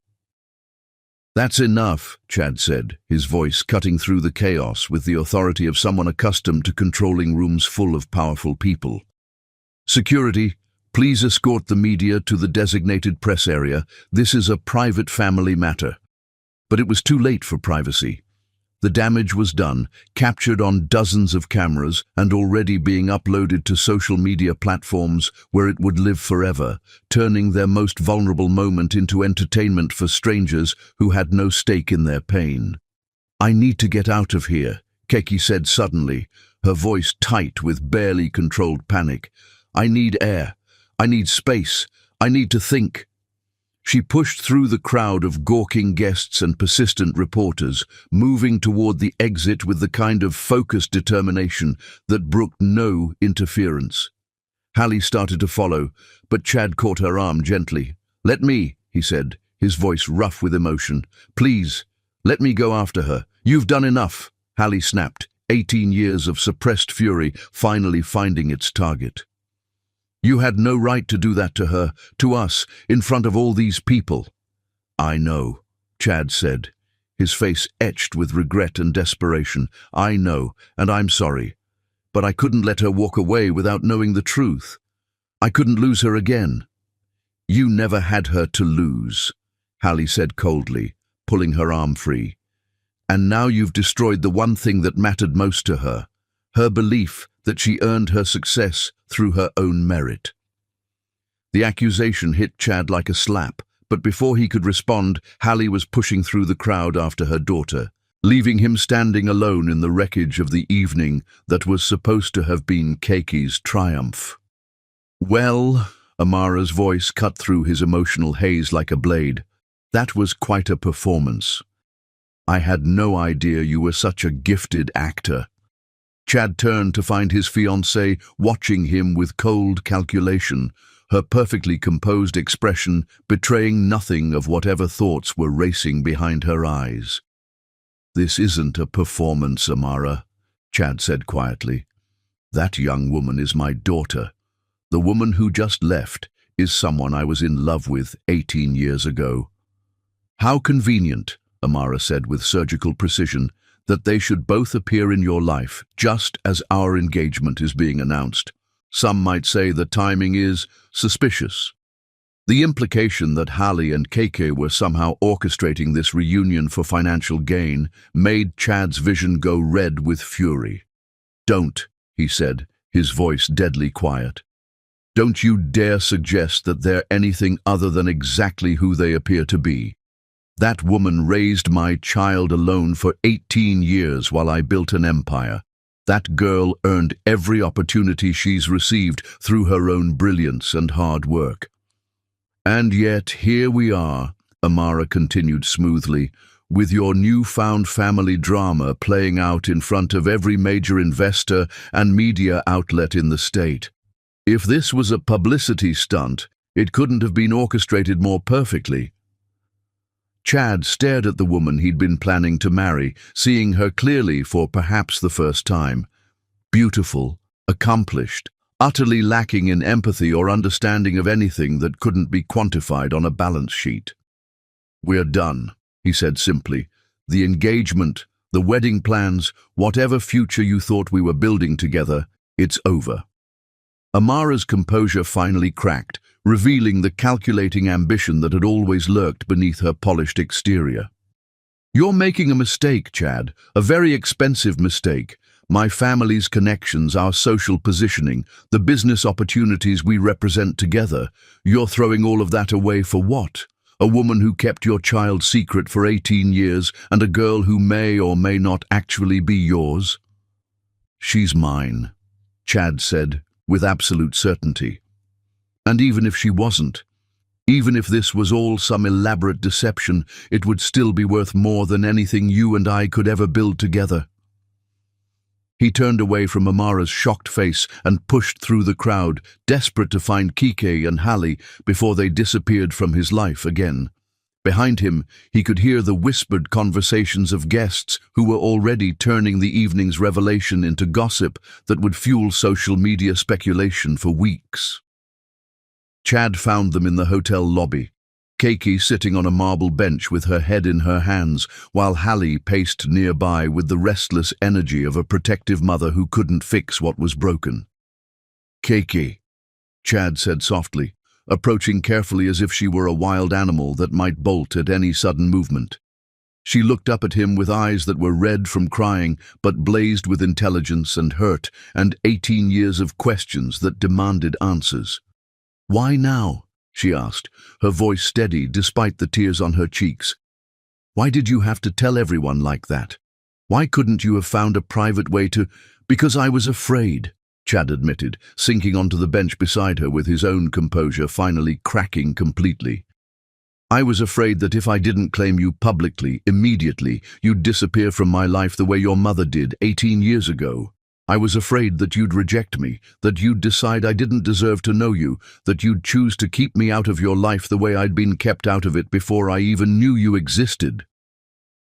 But now everyone thinks I got this opportunity because of family connections, Keke said, her voice breaking on the words that represented her worst fear. Everything I've accomplished, everything I've worked for, it's all tainted now. People will always wonder if I really earned my success. or if I just had a billionaire father pulling strings behind the scenes. The pain in her voice was devastating, and Chad realized that his desperate need to claim his daughter had destroyed the very thing she valued most: her independence, her self-made success, her belief that she'd earned her place in the world through merit rather than privilege. "I'm sorry," he said, the words completely inadequate for the magnitude of what he'd done. "I'm so sorry, Kiki. I never thought... I didn't consider how the revelation would affect your achievements. I saw you on that stage, and I realized you were my daughter, and I couldn't contain the joy and the pride and the love I felt. I wanted the whole world to know that you were mine. But I'm not yours," Kiki said quietly, looking between her parents with dawning understanding of the complexity of her situation. "I'm hers. She's the one who raised me, who sacrificed for me, who was there for every important moment of my life. You're a stranger who happens to share my DNA." The words were brutal but true, and Chad felt them like knife wounds to his heart. "You're right," he said simply. "You're absolutely right. I haven't earned the right to call you mine, but I'd like the chance to try. I'd like the opportunity to be the father you deserve to have all along." "What if I don't want that?" Kiki asked, her voice small but firm. "What if I'm happy with the family I have? What if bringing you into our lives just complicates everything and makes it worse?" Chad looked at this brilliant young woman who'd been shaped entirely by Hallie's love and strength, who had every right to reject the father who'd been absent for her entire life, and felt his heart break with the possibility that he might have found his family only to lose them again. "Then I'll respect that," he said quietly. "If that's what you decide, I'll stay out of your life. But I'll also spend the rest of my life making sure you have every opportunity, every advantage, every support you need to build the future you want, whether I'm part of it or not." "We don't need your money," Hallie said sharply, speaking for the first time since they'd left the reception.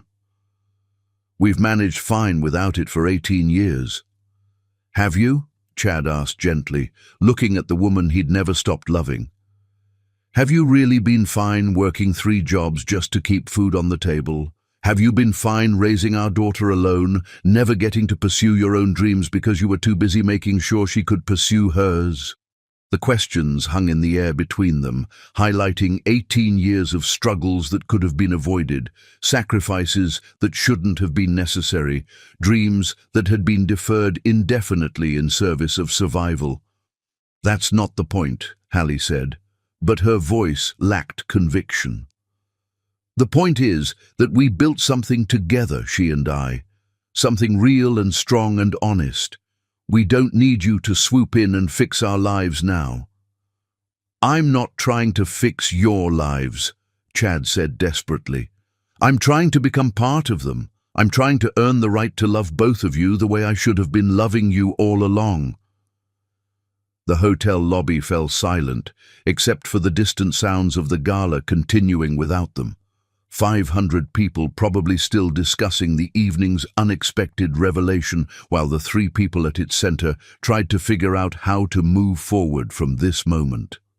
"I need time," Keke said finally, standing up with the kind of decisive movement that suggested she'd reached some internal conclusion.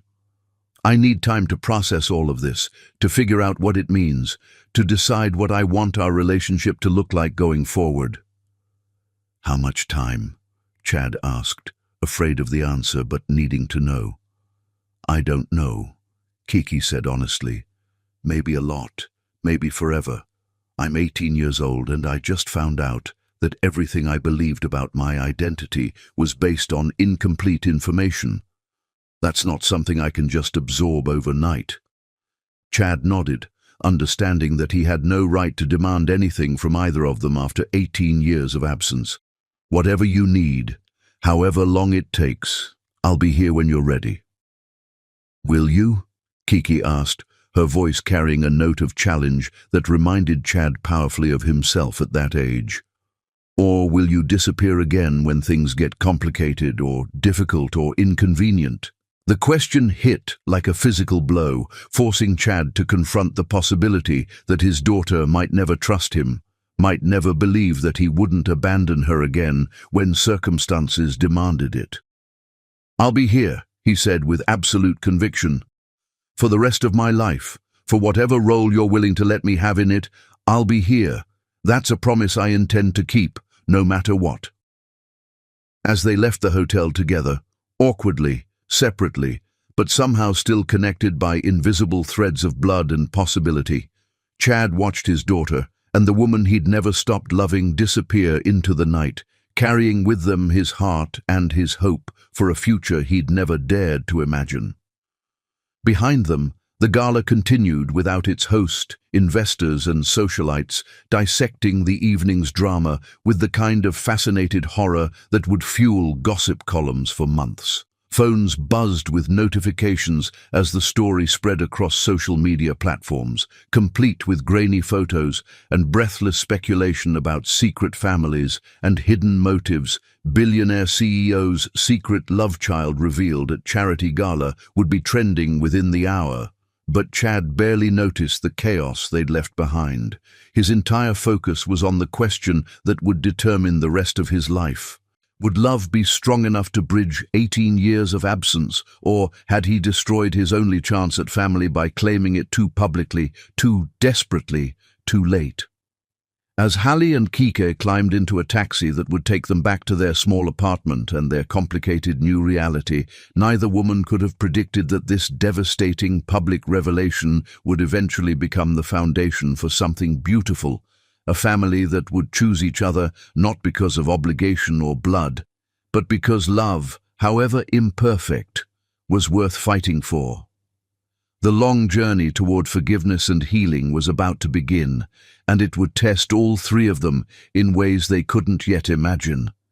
But sometimes the most beautiful things grew from the ashes of what seemed like complete destruction.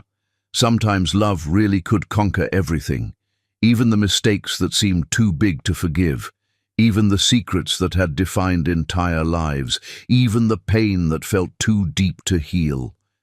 Tonight had ended one story and begun another. The only question was whether they would all be brave enough to write a better ending than the one that had kept them apart for so long. In the taxi's dim interior, Keke reached for her mother's hand, and for the first time since the revelation, Hallie felt a flicker of hope that maybe, just maybe, their family wasn't ending. Maybe it was finally beginning. Chapter 9. When Everything Falls Apart. 3 weeks after the gala, Hallie Bunbury sat in her car outside the unemployment office, staring at the eviction notice that had been taped to their apartment door that morning alongside a stack of tabloid newspapers with headlines that made her stomach turn. Gold digger's 18-year secret exposed, billionaire's baby mama breaks silence, nepotism scandal rocks investment world. The media attention had been relentless and cruel, turning their private pain into public entertainment for strangers who felt entitled to judge choices they couldn't possibly understand. Reporters had tracked down their address, called Hallie's employers, even approached Keke's professors looking for quotes about the scandal that had destroyed the quiet life they'd built together. The unemployment benefits wouldn't cover their rent, and Hallie's emergency fund had been depleted weeks ago when Morrison's diner fired her for bringing unwanted attention to the establishment.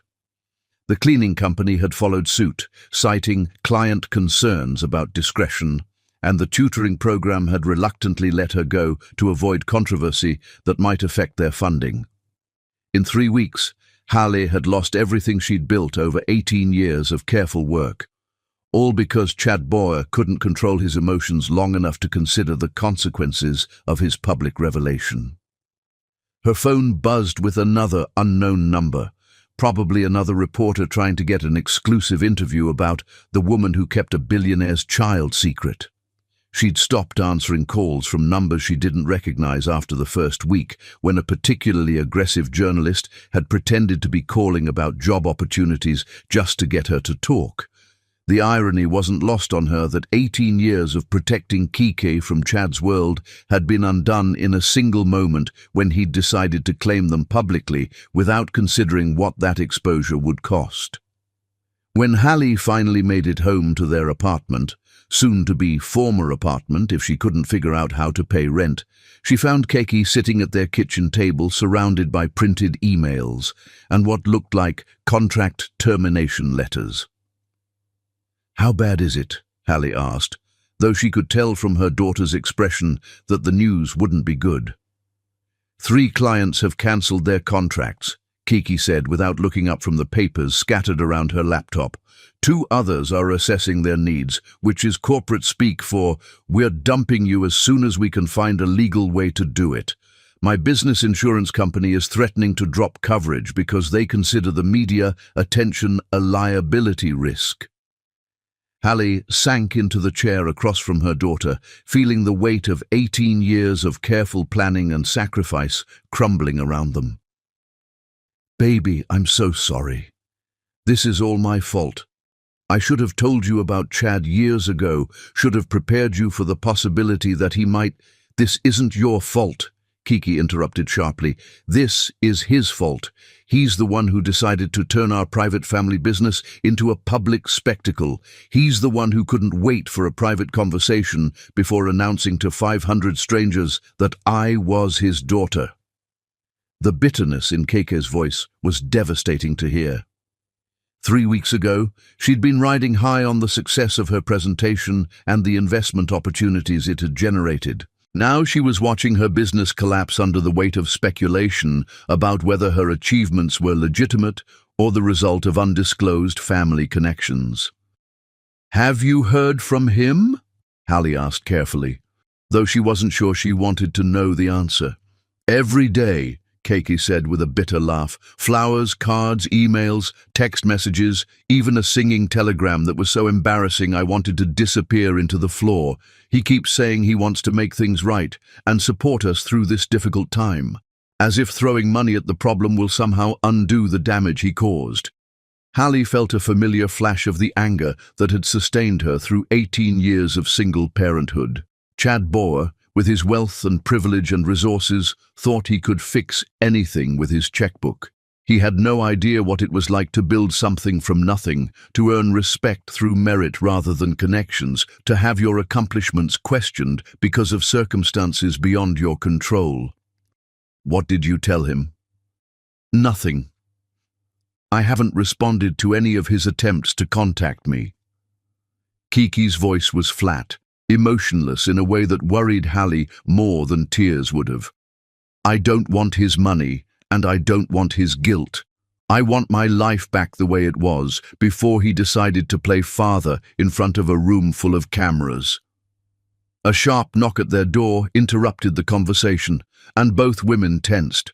Reporters had been showing up unannounced for weeks, trying to catch them off guard with invasive questions about their relationship with Chad and their plans for the future.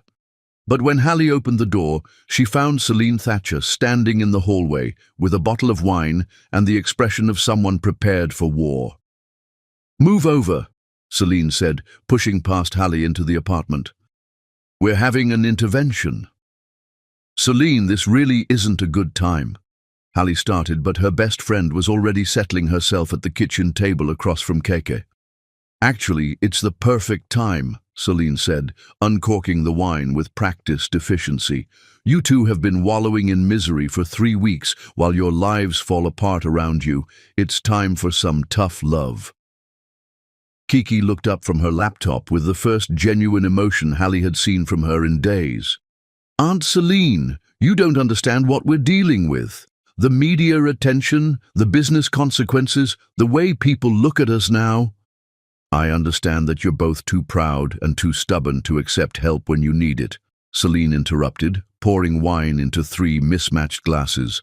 "I understand that you're letting hurt feelings and wounded pride override common sense and practical reality." She turned to Hallie first, her expression stern but loving. "You've lost your jobs because of media attention that will eventually die down. You're facing eviction because you're too proud to accept financial help from the father of your child. And you're losing your daughter because you're so busy feeling guilty about past decisions that you can't focus on making better ones now. It's not that simple, Hallie protested, but Celine held up a hand. It is exactly that simple. Chad Bauer owes you 18 years of child support plus interest. He owes Kiki a college fund and a relationship and all the support he should have been providing since the day she was born. This isn't charity, it's responsibility. It's him finally paying bills that should have been paid all along. She turned to Kiki, her voice gentling but losing none of its directness. And you, sweetheart, are punishing yourself and your mother for something that isn't either of your faults. Yes, the public revelation was handled badly. Yes, it's complicated your business relationships. But you're still the same brilliant young woman who built a six-figure company before she could legally drink. That hasn't changed just because people now know who your father is. But they'll always wonder if I earned my success or if I had help, Kiki said, her voice cracking with 18 years of suppressed insecurity. Every achievement, every opportunity, every success will be questioned. People will assume I had advantages I didn't actually have. Let them wonder, Celine said fiercely. Successful women have been dealing with speculation about whether they earned their achievements for centuries. You prove them wrong by continuing to be excellent, not by hiding from opportunities because someone might question whether you deserve them. What about the media attention? The way people are treating us like we're celebrities instead of real people with real problems. We'll pass, Celine said pragmatically. There'll be another scandal next week, another family drama for people to dissect and judge. But your business skills, your intelligence, your ability to solve problems that other people can't even see, those are permanent. Those will still be there when the tabloids have moved on to whatever shiny new story catches their attention. Hallie found herself nodding despite her resistance to Celine's pragmatic advice. But what if accepting his help changes the dynamic between us? What if it makes us dependent on him in ways that aren't healthy? Then you set boundaries, Celine said simply. You accept the financial support you and Kiki deserve while maintaining your independence and self-respect. You let him earn his place in your lives slowly, on your terms, instead of cutting him off completely because he handled one moment badly. One moment? Kiki's voice was sharp with renewed anger. He destroyed my reputation and exposed our private business to the entire world. That's not just handling one moment badly. You're right, Celine agreed calmly. It was a massive mistake that showed terrible judgment and caused real damage. But people make mistakes, sweetheart. Even people who love us deeply sometimes make choices that hurt us. The question is whether you're going to let one terrible decision erase the possibility of building something good from a complicated situation. The three women sat in silence for several minutes, sipping wine and contemplating the wreckage of their carefully constructed world. Outside their window, the city hummed with its usual indifference, unaware that in this small apartment, a family was trying to figure out how to survive the collision of past and present. I'm scared, Hallie admitted finally, her voice barely above a whisper. I'm scared that if I let him back into our lives, he'll take Kiki away from me, that she'll choose his world over the life we built together. I'm scared too, Kiki said, reaching across the table to take her mother's hand for the first time in weeks. I'm scared that if I forgive him for the public humiliation, I'm setting myself up to be disappointed again. And I'm scared that if I don't forgive him, I'll always wonder what could have been. Celine smiled, the first genuine expression of hope any of them had worn in weeks. Being scared means you're paying attention to what matters. The question is whether you're going to let fear keep you stuck in this mess, or whether you're going to use it as motivation to build something better. What if we reach out to him and he disappoints us again? Kiki asked quietly. What if he's only interested in playing father now because the secret is out and he loses interest when the novelty wears off? Then you'll handle it the same way you've handled every other disappointment in your life, Celine said firmly. Together, with dignity, and with the knowledge that you gave love a chance to grow instead of letting fear kill it before it could even begin. As the evening wore on and the wine bottle emptied, three women who loved each other began the delicate process of figuring out how to move forward. There were no easy answers, no simple solutions to 18 years of complicated history. But for the first time since the gala, Hali and Keke began to remember that they were stronger together than apart, and that love, even complicated, imperfect love, was worth the risk of being hurt. "So, what do we do?" Hali asked, as they prepared to clean up the remnants of their emotional intervention. "We call him," Kiki said, her voice stronger than it had been in weeks. "We set up a meeting on our terms, in a private place where we can have an honest conversation without cameras or reporters or strangers watching our every move. And then we see if the man who created this mess is capable of helping us build something better from the wreckage," Keke said, with a maturity that made Hali's heart ache with pride. "And if he's not, at least we'll know we tried." As they made plans for a conversation that would determine the future of their family, none of them could have imagined how much courage it would take to rebuild trust that had been shattered so publicly, or how much love would be required to heal wounds that had been opened for the world to see. But for the first time in 3 weeks, hope felt possible again. And sometimes, hope was enough to begin the long journey back to each other. Chapter 10. When Hearts Remember Love. Few weeks later, Hali Bunbury stood in the kitchen of the house Chad had bought for them, a warm 3-bedroom home with a garden where she could grow vegetables and a front porch where they could sit together in the evenings, and marveled at how quietly happiness could return to a life that had seemed irreparably broken. The morning sun streamed through windows without security bars, illuminating a space that finally felt like home. Keke sat at the breakfast table reviewing quarterly reports from her consulting business, which had not only survived the media scandal but emerged stronger. "The Williams Foundation wants to extend their contract for another 2 years, Kiki said, looking up with satisfaction. "Turns out, surviving public scrutiny and rebuilding your reputation is exactly what non-profit organizations value in a consultant." "I'm proud of you, baby," Hali said, pouring coffee into matching mugs. "The way you turned that nightmare into credibility takes real strength." "I learned from the best," Kiki said warmly. "How's the new position treating you?" "Challenging in all the best ways," Hali admitted. "Developing community outreach programs for the foundation is everything I hoped business school would lead to, just 18 years later." The job at the Borger Foundation had been offered with no pressure, and after months of rebuilding trust, Hali had accepted the position that allowed meaningful work while maintaining independence. "He's been good to us," Kiki said quietly. "Even when we were angry and suspicious, he never stopped trying to earn our forgiveness." Chad's patience during their healing had been extraordinary, respecting their need for space, supporting them without conditions, slowly building genuine connections. The front door opened with Chad's familiar key. He appeared wearing casual clothes instead of expensive suits.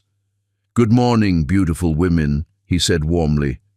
"How are my favorite people today?" "Caffeinated and ready to tackle the world," Kiki grinned, accepting his morning kiss on her forehead. "Ready for the board meeting?" Chad's expression grew thoughtful. "Today we find out if the transition plan gets approved." For months, Chad had been restructuring Borger Industries, transitioning from CEO to chairman to focus on foundation work and be present for his family. "Whatever the board decides, we'll handle it together," Hali said, reaching for his hand. "That's what families do." The word still felt miraculous. Family. After 18 years believing she and Kiki were complete, Chad's inclusion had been both terrifying and wonderful. There's something I want to discuss, Chad said carefully, pulling out a small velvet box, something I've been thinking about for weeks. Kike and Hallie exchanged a look about boundaries and the delicate balance they'd achieved. 18 years ago, he said quietly, I bought this ring for a 19-year-old girl who made me believe in love and second chances. Hallie's breath caught recognizing the ring, simple and elegant, exactly what she'd always wanted. I've carried it every day since, hoping someday I'd get the chance to give it to you properly. He knelt beside Hallie's chair, while Kiki watched with tears streaming. I know I have no right to ask anything. I missed 18 years of loving you both the way you deserved, but I also know love doesn't die just because circumstances try to kill it.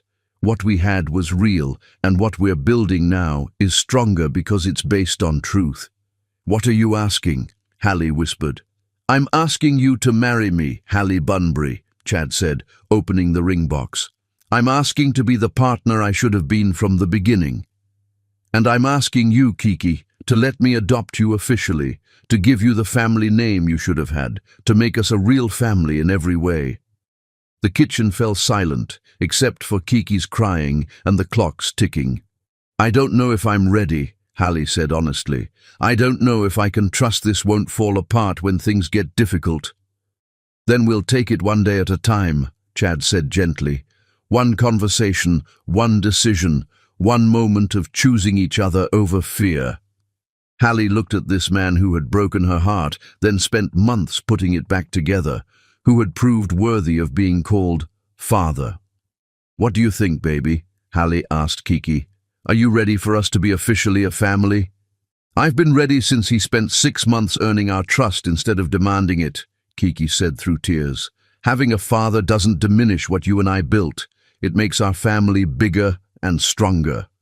Yes, Hallie whispered, then louder, yes, I'll marry you. Chad slipped the ring on with reverent care. It fit perfectly, just as it had 18 years ago. And yes, Kiki said, launching into a group hug, I want to be Kiki Boer. I want us to be a real family. They held each other in their kitchen, surrounded by infinite possibilities of their shared future. I love you both so much, Chad said. I love the family we're building. I love you too, Hallie said, the words feeling both foreign and familiar. I love who you've become. And I love having a dad, Kike laughed, even if he announced it in the most embarrassing way possible. So when do we do this? Hallie asked, admiring her ring. The wedding and adoption. Whenever you want, Chad said. I'm not going anywhere ever again. Small ceremony, Kiki said decisively. Just us and Aunt Celine and close friends. Nothing for social media. They spent the morning making plans, talking about the wedding they wanted and family traditions they hoped to create. As the sun climbed higher, they moved to their front porch to watch their neighborhood come alive. Thank you, Chad said as they settled into the porch swing, for giving me a second chance. Thank you for not giving up, Hallie replied, settling against his side, for fighting for us even when we were too hurt to fight for ourselves. Chad pulled out another envelope. One more surprise, something I've been working on for months. Hallie opened it to find legal documents establishing the Bunbury Family Foundation, focused on supporting first-generation college students and single mothers pursuing education. It's funded with $20 million to start, Chad explained. Like ours, Kike corrected when he mentioned families like theirs, families like ours. As afternoon wore on and sunset approached, 3 people who had found each other across 18 years settled into the rhythm of family life, ordinary conversations punctuated by extraordinary gratitude. I can't believe this is real, Hallie said as the sky turned pink and gold. 6 months ago, our world was falling apart. Now we're home, Kiki said simply. All of us together, exactly where we belong. Chad kissed Hallie's head and reached for Kiki's hand, connecting them in a circle of love that had survived everything designed to destroy it. Now we're home, he agreed. and were never letting go of each other again. Outside, stars began appearing in the darkening sky, the same stars that had witnessed their first meeting, separation, struggles, and finally, reunion. The constellation of love scattered for 18 years was finally whole again, brighter for having survived the darkness. In 6 months, they would have a quiet garden wedding. In a year, the adoption would be finalized. In years to come, they would build a life honoring both their love and individual strength. But tonight, they were simply a family on their front porch as the world settled into evening, grateful for their impossible second chance. Love had conquered time and distance and pride and fear. Love had healed wounds too deep to mend. Love had taken a broken family and made it whole again, stronger because they'd chosen each other despite every reason to walk away. Tomorrow would bring new challenges and opportunities to build on their foundation of patience, forgiveness, and hope. But tonight, they were home.